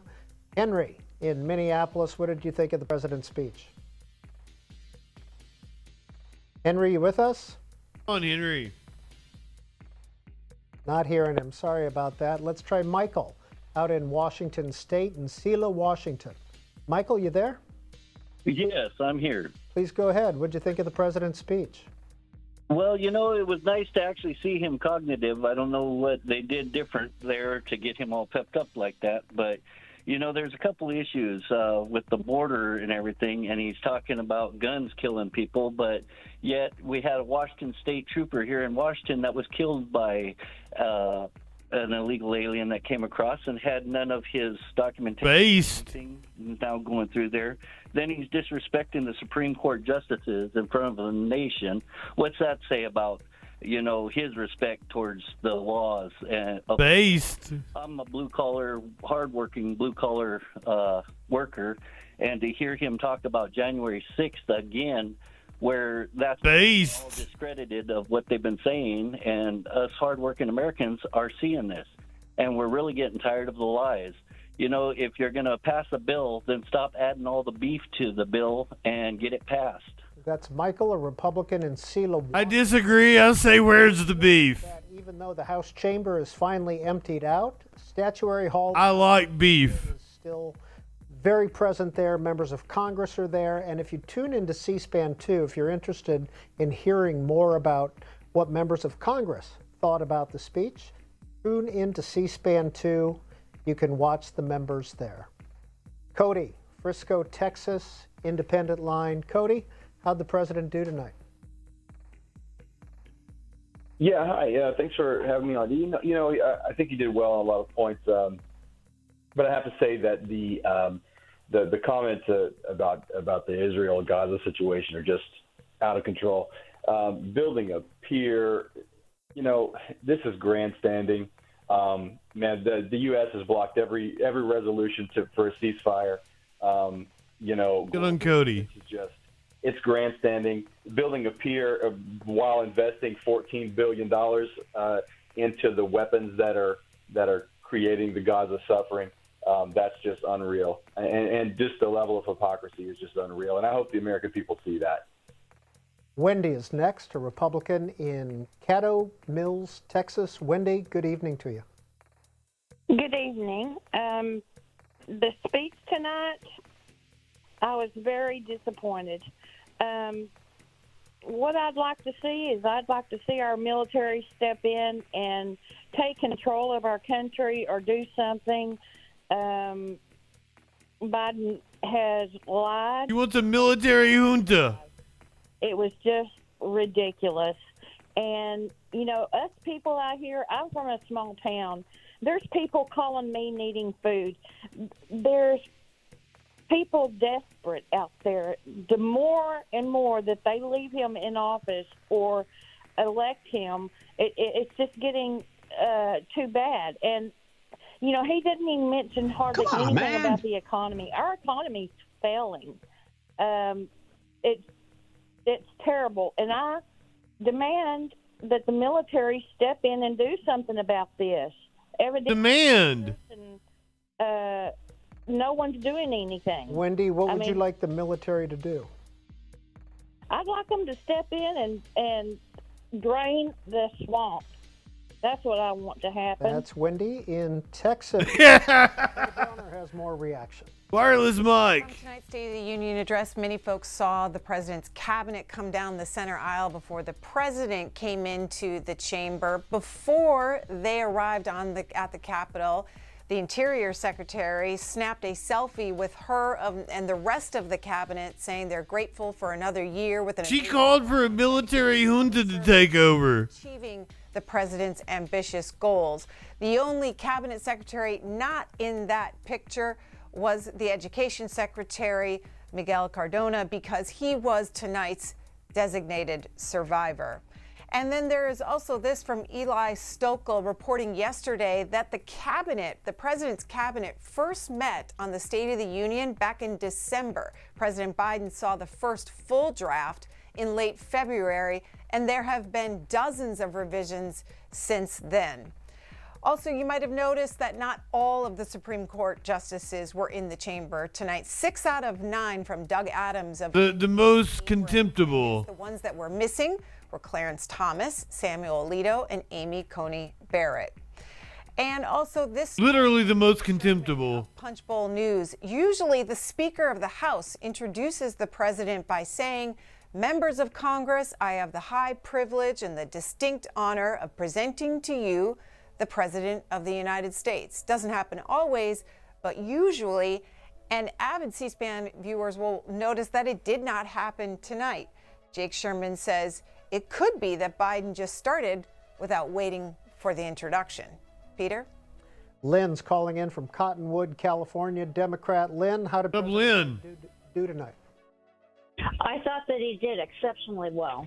You know, I was listening to the Republican response. I thought that the lady in Texas is scary.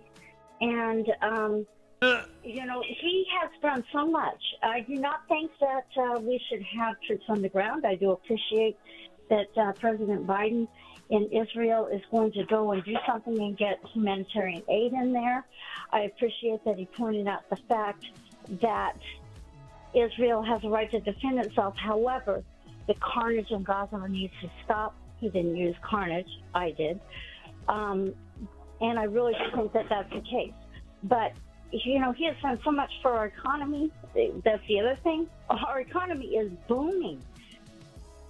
I would say that to anybody that's in a red state and they feel that their economy is doing badly, to maybe look outside of the talking points of the Republican leaders and maybe actually go to the... You could use stronger than carnage. And take a look at the IRS, take a look at the economy, write letters, ask them about it, but become informed. Don't just listen. You need to read everything. I know how they feel. I know how badly they feel, but... I'm going to guess she's a bougie liberal. Trump, he's indicted. He has been labeled a conspirator in the January 6th case. And in Arizona, the Supreme Court there actually said the same as they sent it up where he was supposed to be removed. Hey, Lynn, I want to go back to something you said. They even paneled a grand jury in Arizona. Gaza. Does the economy, in a sense, trump the Gaza issue when it comes to supporting Joe Biden? Oh, I don't think that you can do that. You really can't. Those are two different things altogether. The economy we are strong economically. What's happening in Gaza, we need to support the Palestinians. We need a two-state solution. And we need to make sure that we do not put boots on the ground. We can't get drugged in there. What do you think about the president's call for a new pier into Gaza? As long as we don't get any boots on the ground, I'm all for it. Thank you, ma'am, for calling. Janine, Suffolk, Virginia. Janine. Hi, Janine. Hello. Please go ahead. We're listening. What did you think of the president's speech? Well, I called in on the other line because I feel that although I probably lean Republican in most presidential elections, I have voted Democrat in the past, so I'm totally open to that. I was not impressed with tonight's speech. I was trying to be optimistic, but I felt that it was really appealing more towards the base and didn't give me a sense of unity and things moving forward that I can count on that perhaps might give an edge to the current president to receive my vote. I'm still kind of up in the air. Military spouse for 30 years, and I have a son that's currently in uniform in flight school. So the military is really an important perspective and important for me overall. I don't feel that we're going in the right direction with that. Being said, the economy I still think is lacking, and I didn't hear that addressed this evening as much as I would have liked to. So overall, I'm still totally undecided, and I did not feel that the president earned my vote this evening, Thank you for calling in, Janine. No, ask her what she meant about the military's not going in the right direction. Watchers of the floor tonight may No, there were follow-ups there. Familiar face tonight. There is expelled Congressman George Santos on the floor for tonight's Follow up on that address. Now, reporters did catch up with him tonight before the speech. Here's what he had to say. Is this your first time back in the building? Yes, it's my first time. Okay, and you came why? State of the Union. Why not? Okay. Have you received any of your colleagues or talked to them? I was just visiting with some of my colleagues in a very bipartisan fashion. And what's it like to be back, though? It's different. It's different. Definitely the people's house. It's always a humbling experience, and it's always great to be back. Do you think this will be the last time you come? Or look at the collars on his shirt. It's sequined. I couldn't. If I knew that, I'd be guessing the lottery first. Are you trying to, I don't know, do you want to come back someday in another congressional district, or? I don't put anything past my desire. No, this is the way C-SPAN always does it. I'm a spectator. That was George Santos earlier. Chad. I love him. I would watch a George Santos talk show. He was asked by a reporter there, are you considering another run? Right as the president started his State of the Union address, George Santos tweeted out that he is indeed running for Congress again. Here is the scoop by Roger Solenberger of The Daily. George Santos just filed to run Yes. again. He filed in New York's 1st district, not the 3rd district that he used to represent. That is Nick LaLotta's district. And here is Billy House watching the floor tonight. Looks like LaLotta may have learned of Santos's plan to primary him on the House floor during the State of the Union, while he and fellow New York Republicans Lawler, D'Esposito, and Molinaro were sitting together in the chamber. LaLotta looks at his phone and looks to the back of the room where Santos was standing. Now all four are sharing something and all of amused smiles, Lawler even laughing. So is LaLotta.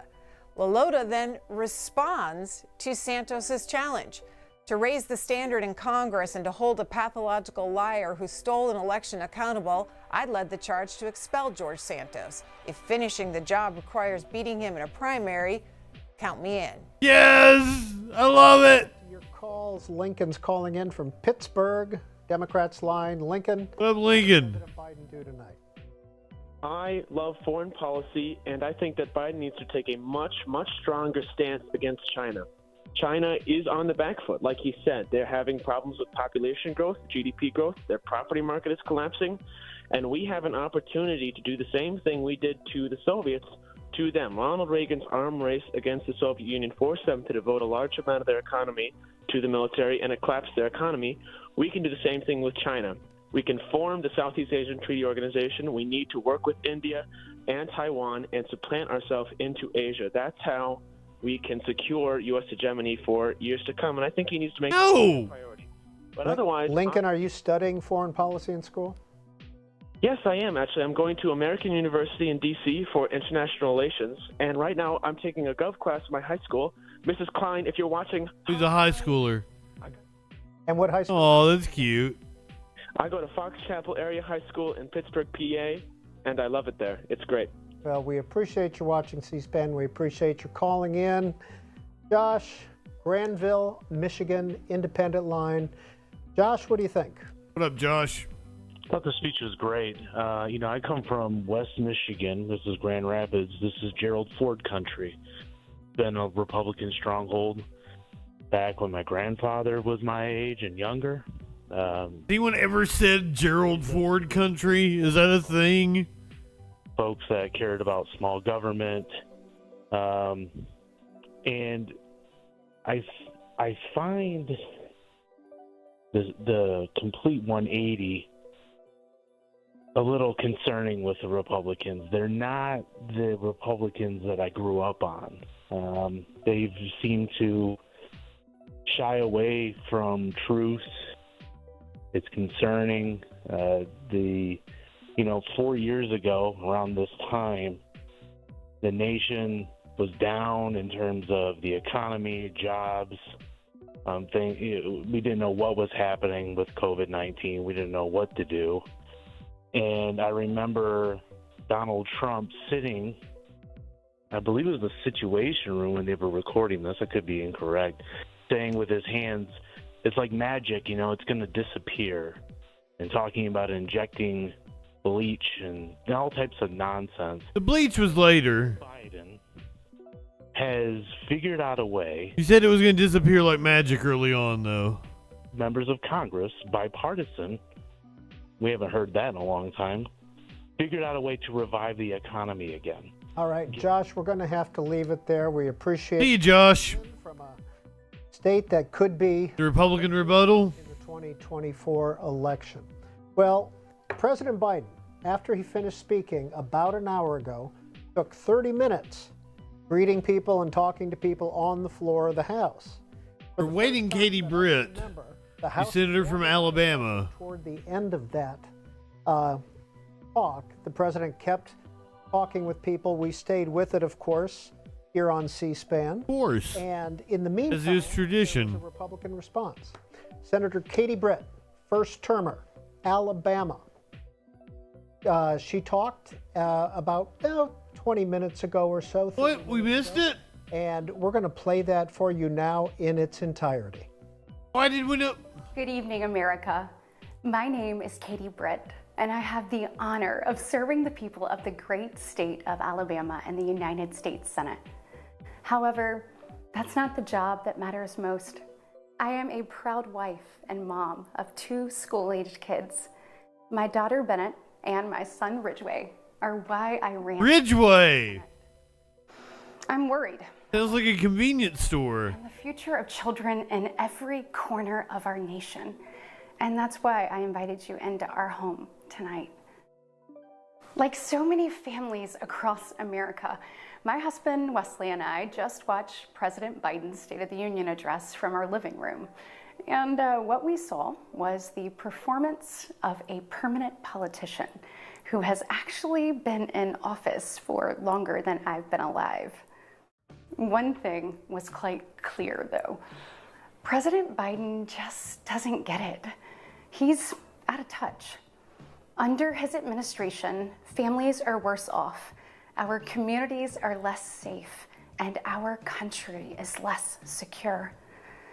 I just wish he understood what real families are facing around kitchen tables just like this one. This is where our family has tough conversations. It's where we make hard decisions. It's where we share the good, the bad, and the ugly of our days. It's where we laugh together, and it's where we hold each other's hands and pray for God's guidance. And many nights, to be honest, it's where Wesley and I worry. I know we're not alone. And so tonight, the American family needs to have a tough conversation. Because the truth is, talk to me, baby. We're all worried about the future of our nation. The country we know and love seems to be slipping away, and it feels like the next generation will have fewer opportunities and less freedoms than we did. I worry my own children may not even get a shot at living their American dreams. My American dream allowed me, the daughter of 2 small business owners from rural Enterprise, Alabama, to be elected to the United States Senate at the age of 40. Enterprise sucks. Floor at my dad's hardware store and cleaning the bathroom at my mom's dance studio. I never could have imagined what my story would entail.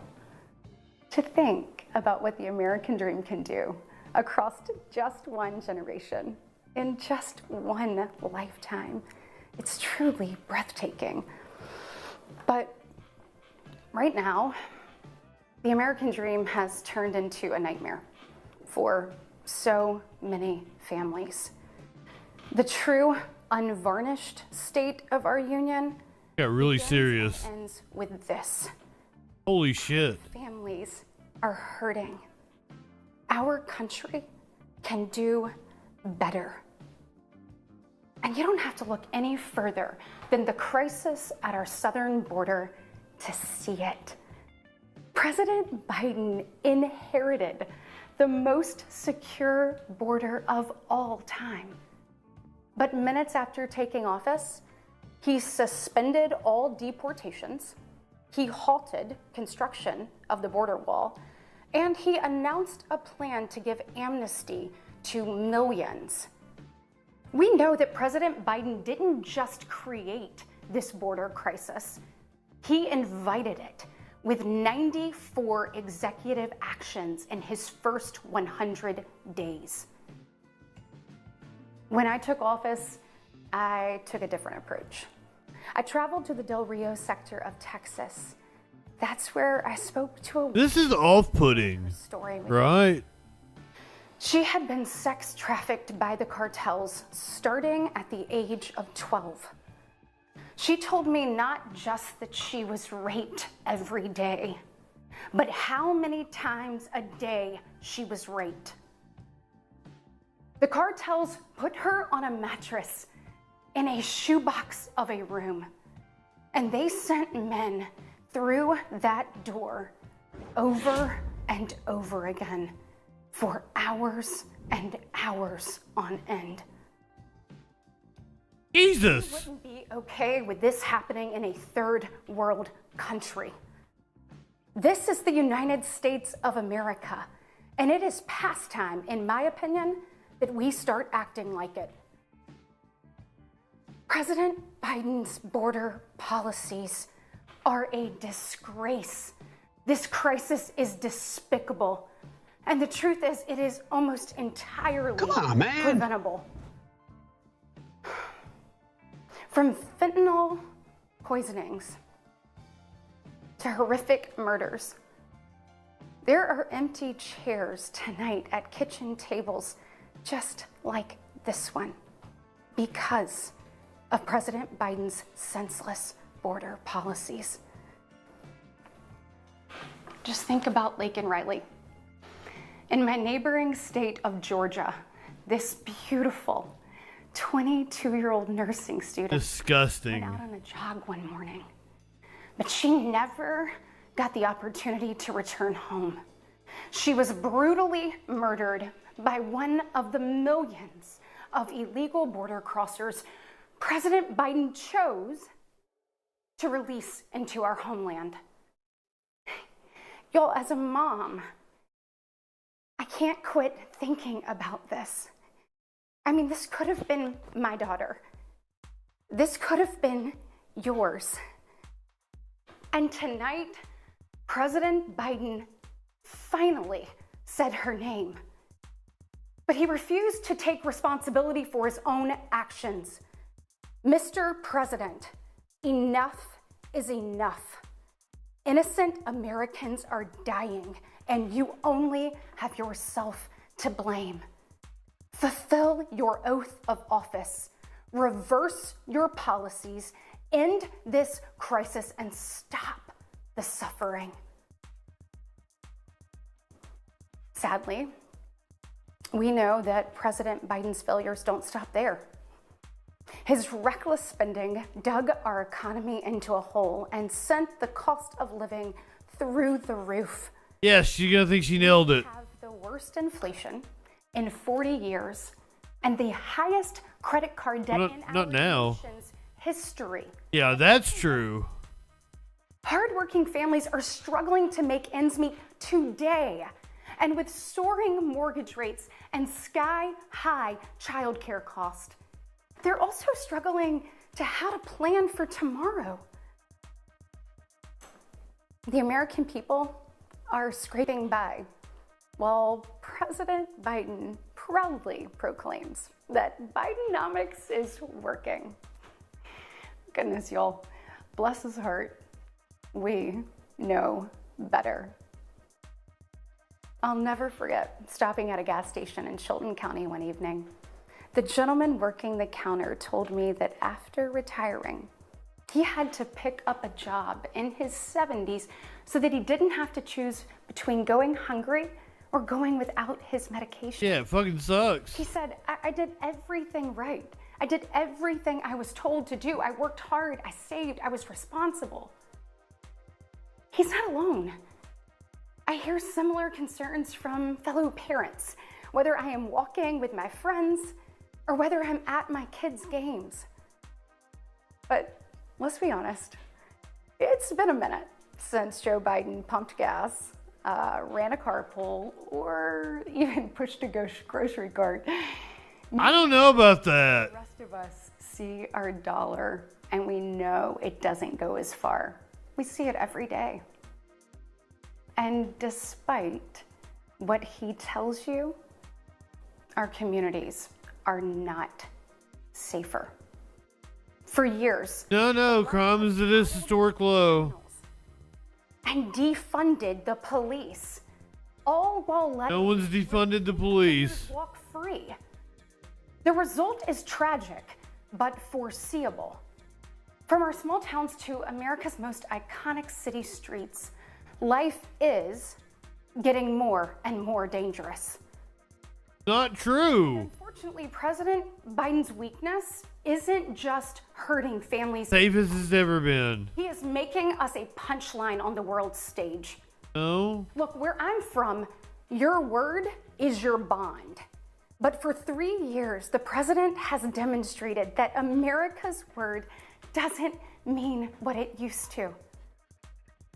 From abandoning our allies in his disastrous withdrawal from Afghanistan to desperately pushing another dangerous deal with Iran. President Biden has failed. We've become a nation in retreat, and the enemies of freedom, they see an opportunity. Putin's brutal aggression in Europe has put our allies on the brink. Iran's terrorist proxies have slaughtered Israeli, Jews, and American citizens. They've targeted commercial shipping, and they've attacked our troops nearly 200 times since October, killing 3 U.S. soldiers and 2 Navy SEALs. This is not a prank. She is the Chinese senator that won the seat that Richard Shelby used to hold. Workers. China is buying up our farmland, spying on our military installations, and spreading propaganda through the likes of TikTok. You see, the CCP knows that if it conquers the minds of our next generation, it conquers America. And what does President Biden do? Well, he bans TikTok for government employees, but creates an account for his own campaign. Y'all, you can't make this. That's where the kids are. Look. Hey, your kids are on TikTok. When presidents faced national security threats. Well, again, I don't know. She's a crazy Christian. That seems like ancient history.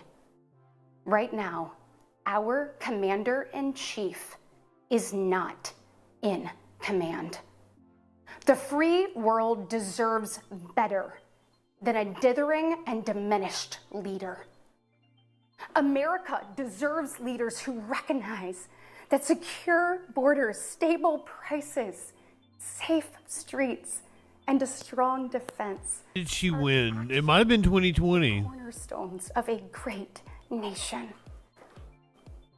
Just ask yourself, are you better off now than you were 3 years ago? Yeah. There's no doubt we're at a crossroads. Rent could be cheaper and I'd be a lot better off. Be this way. We all feel it. But here's the good news. We, the people, are still in the driver's seat. I'd like to buy a house. To decide whether our future will grow brighter or whether we'll settle for an America in decline. Well, I know which choice. Her opponent was Mo Brooks. And I know the choice the Republicans That's how, Mike. are fighting for. We are the party of hard-working parents and families. So it could have been worse. We want to give you and your children the opportunities to thrive. And we want families to grow. Now she's very happy. Strongly support continued nationwide access to in vitro fertilization. We want to help loving moms and dads overly sugary into this world. Wesley and I believe there is no greater blessing in I life. thought she was going to cry multiple times. And that's why tonight I want to make a direct appeal to the parents out there, and in particular to my fellow moms, many of whom I know will be up tossing and turning at 2 a.m., wondering how you're going to be in 3 places at once and then somehow still get dinner on the table. First of all, we see you, we hear you, and we stand with you. I know you're frustrated. I know you're probably disgusted by most of what you see going on in Washington, and I'll be really honest with you. Well, again. You're feeling that way. Look, I get it. The task in front of us isn't an easy one, but I can promise you one thing. It is worth it. So I am asking you, for the sake of your kids and your grandkids, Will somebody think of the children? the arena. Every generation has been called to do hard things. American greatness rests in the fact that we always answer that call. Yes, calls. Even she wants calls. Never forget, we are steeped in the blood of patriots who overthrew the most powerful empire in I don't have any blood on me. We walk in the footsteps of pioneers who tamed the wild. We now carry forward the same flame of freedom as the liberators of an oppressed Europe. We continue to draw courage from those who bent the moral arc of the universe. And when we gaze upon the heavens, never forget. Yeah, she's back to smiling again. The same ingenuity that put man on the moon. America has been tested before, and every single time we've emerged unbowed and unbroken. Our history has been written with the grit of men. This could be a crazy ex-girlfriend meme. But we know their stories because they did not stay down. We are here. She's mad again. They stood back up. So now it's our turn, our moment to stand up and prove ourselves worthy of protecting the American dream. Together, we can reawaken the heroic spirit of a great nation. Because America, we don't just have a rendezvous with destiny. We take destiny's hand and we lead it. Our future starts around kitchen tables just like this, with moms and dads just like you. And you are why I believe with every fiber of my being that despite the current state of our union, our best days are still ahead. May God bless you, and may God continue to bless these United States of America.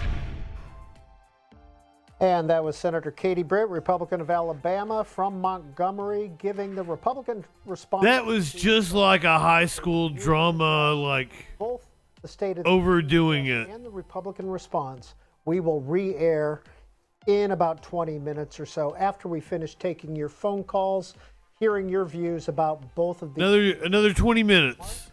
To make a New York Do it. Democrats line.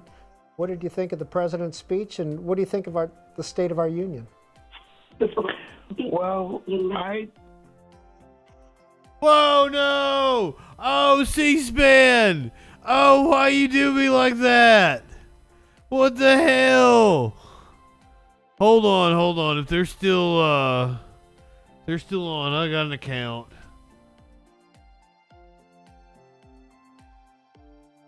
I should always watch from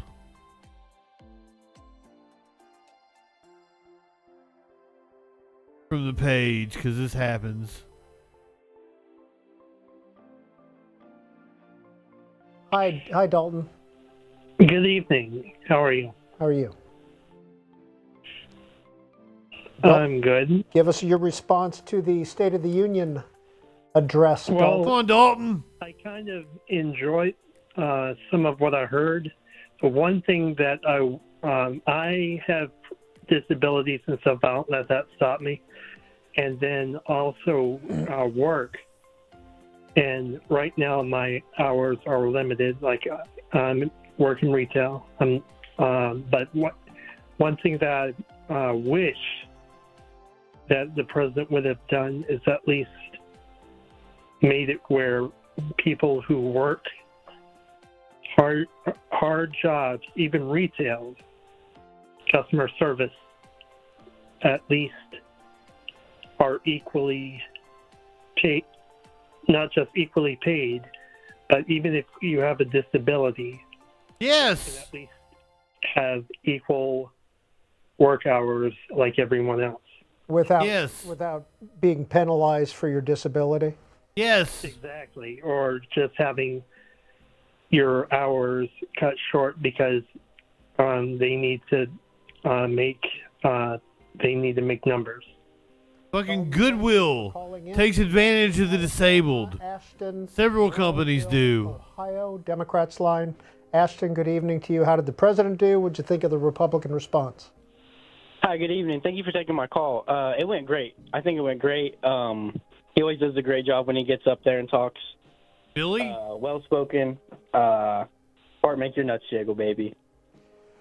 Greta Bronner, what do you got for us? Did you say it'll make your nuts jiggle? Noting that the president spoke for 1 hour and 7 minutes tonight, and that the president was interrupted by applause 97 times. He said it'll make your nuts jiggle, baby. Spoke for over an hour. He then worked the room for 30 minutes talking to lawmakers. He left the chamber. I love C-SPAN. At 11:06 p.m. At 11:16 p.m., he was still in the Capitol, shaking hands of those folks that were out in the hallway waiting for him. And then there is this tweet from Doug Adams of NBC. President Biden referred to his 2024 opponent, former president. 4-day work week. 4-day work week. In his speech.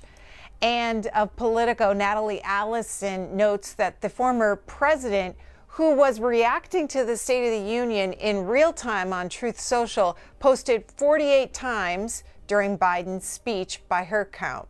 He's accusing Biden of shouting. Michael Greinbaum, new report. Oh, he types in all caps. Plans to sit for an interview with Jonathan Capehart of MSNBC. It's set to air on Saturday. It's his first sit down with a TV anchor since October. And then want to share some reporting with you on the man that began shouting from the upper gallery inside the House chamber. This is from The Hill. A man was escorted out of the House chamber amid Biden's speech after standing up and yelling at the president. The man was sitting in the gallery of the chamber. At one point, he yelled, "United States Marines." He did say Marines. From reporters on Capitol Hill, Chad Pergam of Fox News, he's a Gold Star dad who shouted, "Abbygate, Abbygate." Other reporting said that his son was one of those soldiers that died at the Abbygate bombing when the United States withdrew from Afghanistan at the Kabul airport. Abbygate. Afghanistan at the Kabul airport. Peter? Anthony's calling from Huntington, New York, Republican line. Anthony, how would you describe the state of our union? Well, I'm definitely concerned principally about the economy. I definitely feel that the president misrepresented, especially our federal deficit right now. We've seen in fights over the raising of the debt ceiling that we're spending unsustainably, and especially looking back at the unprecedented amount of spending that came through the infrastructure bill. I definitely think that we're on a trajectory to continue to have fiscal irresponsibility under the current administration. And my hope is that continuing past this election, even if Biden does obtain a second term, that we're able to see some extent of fiscal responsibility. Otherwise, I feel like we're on a dark path. Anthony, what kind of work do you do? I'm currently a student at Carnegie Mellon studying economics and politics. Thanks for calling. Economics. Henry, Minneapolis, Independent line. Hi, Henry. Hi, how you doing? Thank you for taking my call. Go ahead. Hi, Henry. I found it frustrating when Joe Biden talks about delivering aid into Gaza when it is the United States government and Joe Biden himself who are financing the slaughter of Gazan citizens and Palestinian civilians. He ain't wrong. Henry, would that be enough to pull your vote from the Democratic ticket? Good follow-up. Yes, and it is enough to make me consider not voting for Joe Biden, for sure. Did you vote uncommitted in Minnesota's Super Tuesday primary? I most certainly did, yes. That's Good Henry job. in Minneapolis. Ingrid is in Garland, Texas. Ingrid, you're on C-SPAN. What's your reaction? Hello. I listened to everything that y'all were talking about. My fear and my chagrin is that chagrin thinks about us, the people. It just really pisses me off. I'm really concerned about everything that's going on in the world. I'm very considerate about the Gaza situation. I'm very considerate, very, just kind of concerned about everything that's going on. It's like the thing is, the middle class, as far as everything that's going on, we are having to sit up there. I'm a single parent. I cannot buy food. My daughter had a baby. We just can't survive. We support everyone in the world, Ukraine, all that. The Gaza situation, I'm very pissed off about it. And it's like, okay, are we going to take care of the people that's here? Or are we going to take care of everyone that's there? And then, too, it makes me want to just move away from this country completely because I don't always compare my ideology behind Biden, and I really don't compare about Trump. I'm torn. I feel you, sister. Sharing your viewpoints from Garland, Texas. Marcy, Chesterton, Indiana. Hi. Hey, how's it going? Thanks for taking my call. I appreciate it. Marley. Go ahead. Oh, sure. I just wanted to mention that I was very encouraged by the president's message this evening. I do believe he focused on so many of the important policy points that our nation needs to get behind. And I do believe that his message at least did a good job in trying to unify the country and to bring all people together to work towards the resolution of both domestic and international challenges. Marcy, thanks for hanging on and talking with us this evening. Marcy. Let's get some more news from Greta Bronner. Alder Morley. Our viewers may be wondering who gets those seats along the center aisle when the president makes his entrance into the State of the Union. Karen Tumulty, a longtime observer of politics, notes this morning one Soto tradition is hours in advance, lawmakers eager for a bit of TV time plant themselves along the center aisle in advance of the speech, hoping to shake the president's hand as he enters. It's known as Ass Kissers Alley. Ass Kissers Alley. Our Ginger Gibson notes that when the president came down the aisle tonight, Gwen Moore, the congresswoman from Wisconsin, seemed to block Marjorie. I have noticed what she was wearing tonight. This was her outfit. She had a hat on that was Make America Great Again, a former President Trump hat. Say her name. Note the name of the Georgia student who was killed by that illegal Venezuelan trying to hand to President Biden. And this is what she wore to the State of the Union address. Now, Jamie Raskin, a member from Maryland, said that she was in direct violation of the rules of the House by wearing campaign insignia on the House. Oh, yeah, I didn't even think about that. During the State of the Union speech, Deidre Walsh, a CNN producer, said a floor security official appears to be talking to the congresswoman about her MAGA hat. Hats are not typically allowed on the House floor. Other outfits tonight that were noted. Here is Santos. Perkins. Representatives Rashida Tlaib and Cori Bush put on the Palestinian scarf prior to President Joe Biden's State of the Union address at the U.S. Capitol. And also many Democratic women in the chamber tonight wearing white outfits, a show of support for reproductive freedom. And then several other Democratic members of Congress wearing blue, standing in solidarity, with the Israeli hostages. All hostages must be released. And then Congressman Greg Kazar noting tonight, I'm wearing a ceasefire pin to President Biden's State of the Union address. As your congressman, I'm advocating for an immediate, lasting ceasefire in Gaza. AOC had a cool pin on. 87 years old. Why didn't you mention her? Ukrainian flag tonight, Jonathan Martin notes, standing up and turning to fellow Democrats to lead 4 more years in his chant. And then also there is this from Maxwell Alejandro Frost, a congressman for tonight's State of the Union. I'm wearing 2 pins. First off, his Pi Beta Sigma pin, because I'm proud to be a Sigma man. And secondly, his ceasefire pin. Fuck your fraternity. Also, an outfit by another congressman, Troy Niels, Republican of Texas, supporting a Trump T-shirt and a patriotic bow tie for tonight's State of the Union address. That's wild. And then finally, a mix of ties. Kyle Stewart. This is what many of the previous presidents have worn. Their tie choice. Biden has preferred blue so far, and tonight he's stuck with blue as well. Just to go back, Greta, to your Marjorie Taylor Greene and Gwen Moore story, I don't know. I'd wear something wild. During the speech, Democrat Gwen Moore sat on the aisle next to Marjorie Taylor Greene. I'm flamboyant. From Georgia. Time for a couple more phone calls. Tex is in West Richland, Washington. Republican line. Go ahead, Tex.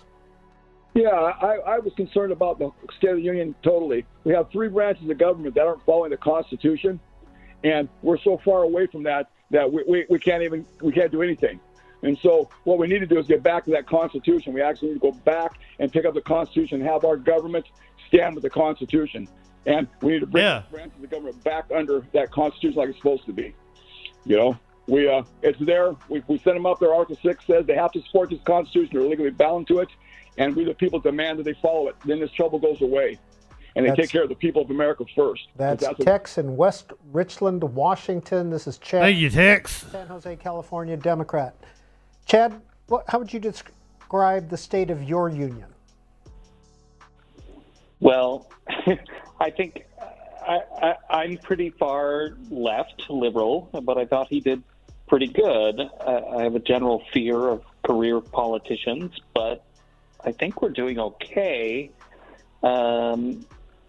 I think Biden knows how to get stuff done, which I'm generally fearful of career politicians, but, you know, he's doing okay. We do need to do more work in terms of the economic challenges, right? Poor people are getting... Not wrong. Basically. I guess. But if we're going to push for that, we need Biden in the White House. And if there's more things we need action on, I think it's probably on big tech and misinformation and disinformation. You're calling from San Jose. Do you work in big tech? I work in nonprofit tech and media here in San Jose, surrounded by all the big tech industries. Chad, we're going to leave it there. We're almost out of time. Let's get one more voice. This is Jennifer in Dallas. Jennifer, go ahead. What did you think of the president's address tonight? I thought, thank you for taking my call. I thought the address was excellent. And Joe Biden will be our next president. And I'm really calling about the caller from Texas that said the military needed to get involved. Yeah, that's wild. I could not understand what he meant by that. That was just incomprehensible to me. I didn't understand what she meant. And even her response when you said, what do you want the military to do? I'm sorry. She is only representing her. I don't think he asked that. He didn't follow up. That's Jennifer in Dallas. He cut her off. Calling in, sharing your views and thoughts. Right at midnight. The State of the Union on C-SPAN.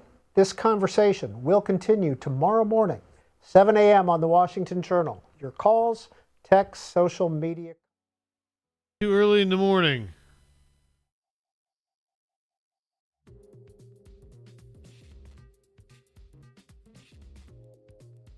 All right, that was a lot of fun. The speech was a lot better than I thought it was going to be. Let's,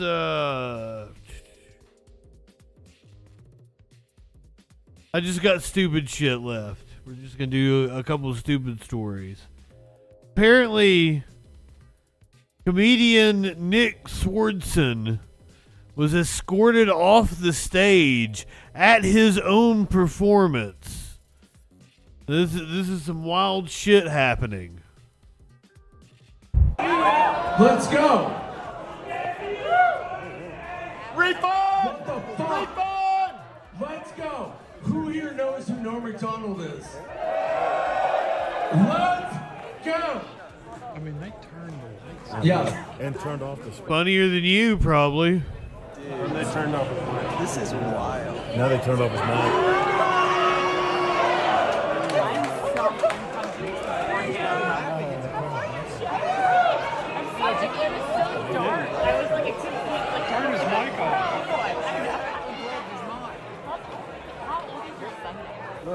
This is comedian Nick Swardson.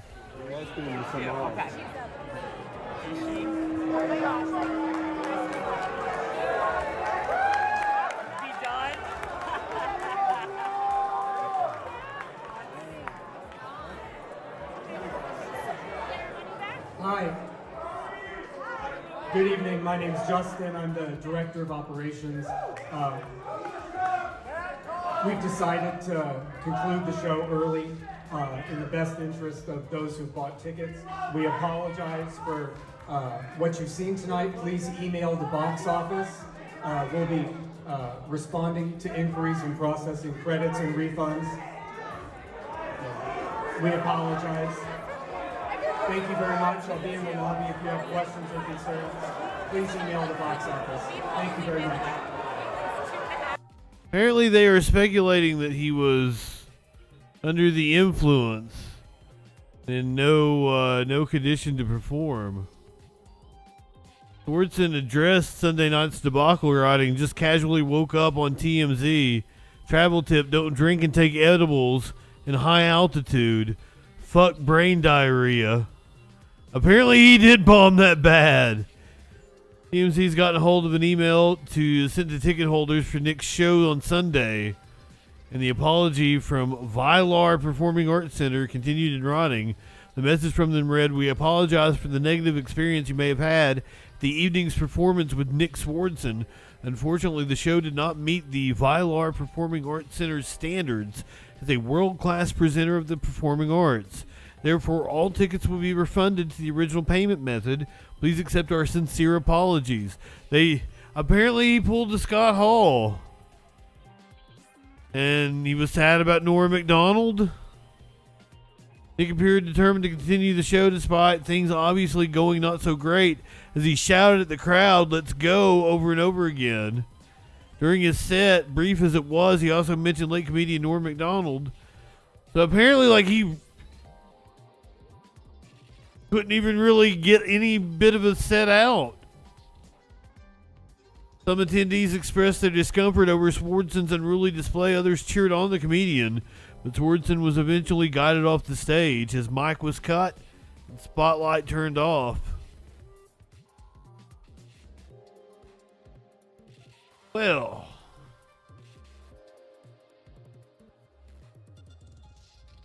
let's go to India, where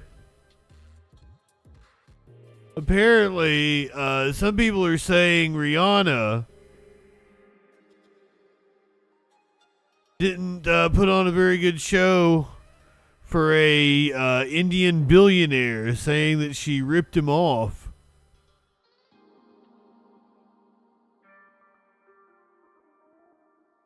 Came out of retirement last weekend for a performance in an exclusive pre-wedding celebration for Anat Ambani. Yeah, fuck that dude. That's the whole reason I wanted to do this story, because people are like, oh, she screwed him out of money. Good. First of all, Rihanna's a billionaire. She didn't need the money anyway. So, like, this dude probably just insisted that she come over there. Who cares if she fucked him out of money? Fuck her. Oh, hold on. This is Anat Ambani, the youngest son of billionaire bigwig Mukesh Ambani. Oh, I think I did like a YouTube top 10 video about like the richest people in the world. I think he was on the list. The elder Ambani is the chairman and managing director of the multinational conglomerate Reliance Industries. With a net worth of more than $117 billion, he is considered the richest person in Asia. And your girl got a pretty hefty paycheck for the performance. Rihanna was reportedly paid over $6 million for the gig. Page 6 India reported that amount was somewhere between $8 to $9 million. But regardless of the actual amount, dropping that kind of coin ain't nothing but a thing for the 66-year-old billionaire who paid Beyonce $6 million in 2018 to perform a private concert at his daughter's wedding. So did Riri fuck him over?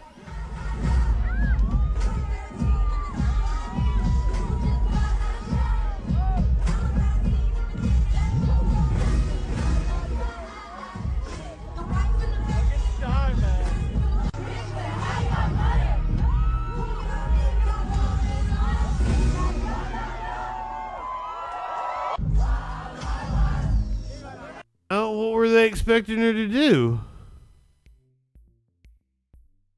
This was the really egregious one. Hold on. Is it?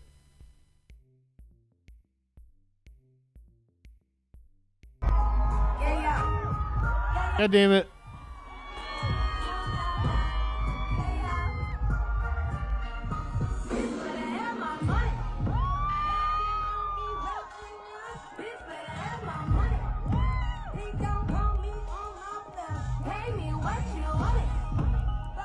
Seems fine to me.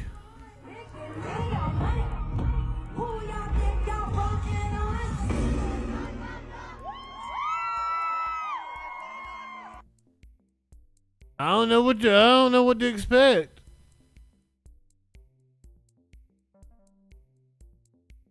Just because she was paid millions for this performance and she is giving such damn here you go energy. She looks so beautiful, but is not giving rehearsed for very long or really that invested in giving a professional, well thought out performance, wrote somebody on Twitter. Or is the laziest performer ever. Even Taylor Swift brings more energy.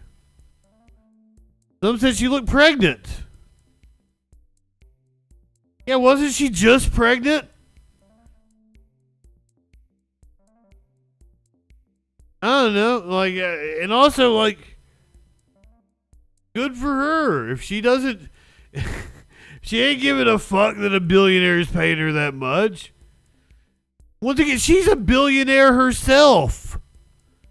It's not like she needed the money. Now, if you've checked out the show in the last week or so, you know I have been 100% devoted to Final Fantasy VII Rebirth. Been in a real Final Fantasy mood. I bet if you bought tickets to her show, she'd put on a much better show. That gig, like, fuck that gig. I've been all over the Final Fantasy, but apparently the New York Police Department doesn't like Final Fantasy. Social media drags the NYPD after it confiscates a Final Fantasy prop sword. Cosplay is one of the more popular components of nerd culture. Fans make increasingly elaborate costumes, which are enhanced by increasingly realistic props. Unfortunately, that realism often winds up running amok in the real world.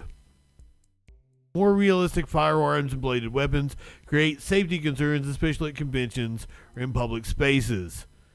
The NYPD was mocked on Twitter after seemingly confiscating a Final Fantasy cosplay sword. As originally reported by the Daily Dot, the NYPD shared to its official NYPD news account that it had responded to a call of a man with a gun. They noted in the tweet that officers had confiscated both a fake FBI badge and a weapon. However, social media was quick to note the weapon appeared to be from a video game. Final Fantasy VIII, to be exact. It's the sword blade.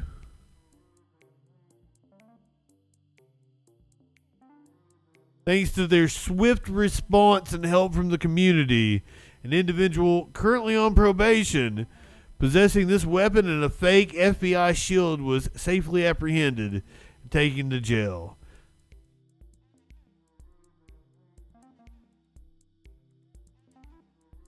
Users on Twitter pointed out that the weapon appears to be a cosplay prop of the gunblade used by Squall Leonhardt in Final Fantasy VIII.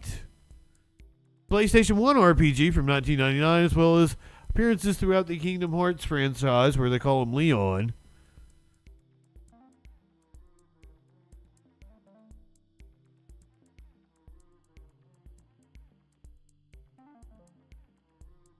And this video went around. I don't like right-wingers were all upset about it, and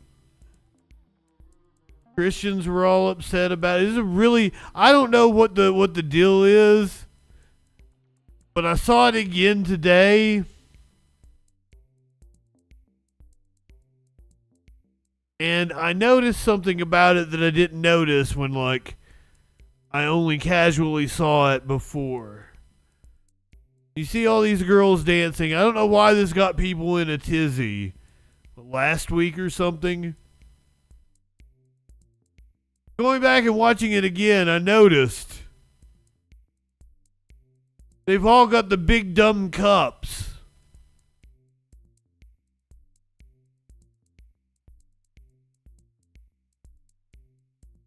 Saturday Night Live did a sketch 2 or 3 weeks ago, maybe a little bit longer. Maybe it was back in January. But it was like basic bitches, and it was like, big dumb cup. And they've all got the big dumb cup.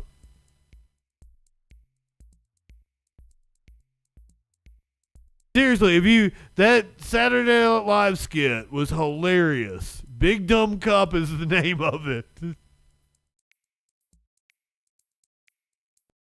I have no idea why this caused such a stir. People were all upset about them dancing or something. The fringe is the coolest thing about this. Hardly anybody. What? This was some kind of ad for marijuana? The fringe is the coolest thing about it. Not enough people are rocking fringe anymore. More people should rock the fringe.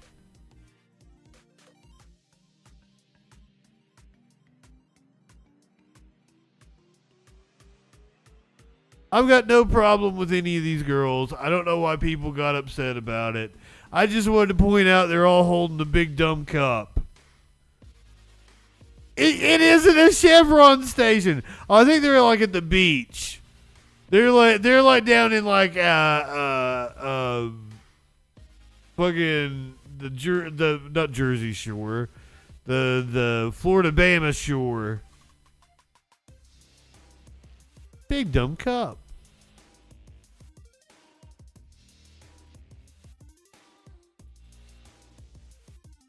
People got all upset about that video though. I don't know.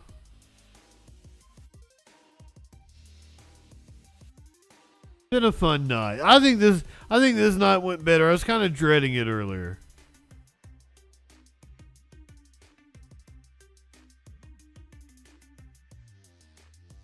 They were jelly of all the fun. Approaching me. Can you not? Sir, can I? What the fuck? What the fuck? Where are you going? Why are you approaching me? Can you not? Sir, can I? What the fuck? What the fuck? Where are you going? Why are you approaching me? Can you not? Sir, can I? What the fuck? What the fuck? Where are you going? Why are you approaching me? Can you not? He got dared by one of his friends. Can I? What the fuck? By one of his little raccoon friends. Where are you going? Why are you approaching me? He just teed off. Sir, can I? What the fuck? What the fuck? Where are you going? Why are you approaching me? Can you not? Sir, can I? What the fuck? What the fuck? Where are you going? Why are you approaching me? Can you not? Boop. Sir. What the? Raccoons are so good. I want a raccoon. Where are you going? Why are you approaching me? I want a housebreaker raccoon. Sir. Can I? What the fuck? They're so cool. Where are you going? Why are you approaching me? If I've got my cats around it, it'll think it's a cat. Sir. It'll act like a cat. What the fuck? What the fuck? Find one that needs to be injured or has been injured, needs to be injured. One that's been injured needs a home.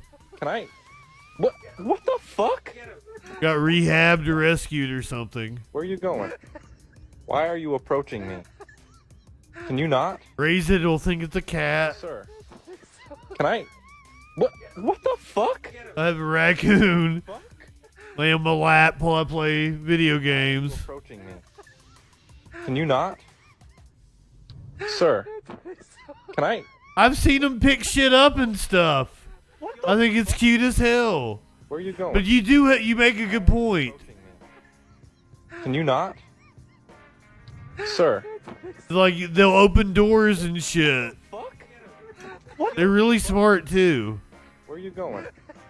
Why are you approaching me? We had no possum last night for the animal video. Can I? What the fuck? What the fuck? Go ahead, light one up, tip one back. It's all right to have a little fun before you hit the sack. I'm Justin Freakin. We'll see you on Sunday night. The Troll Patrol.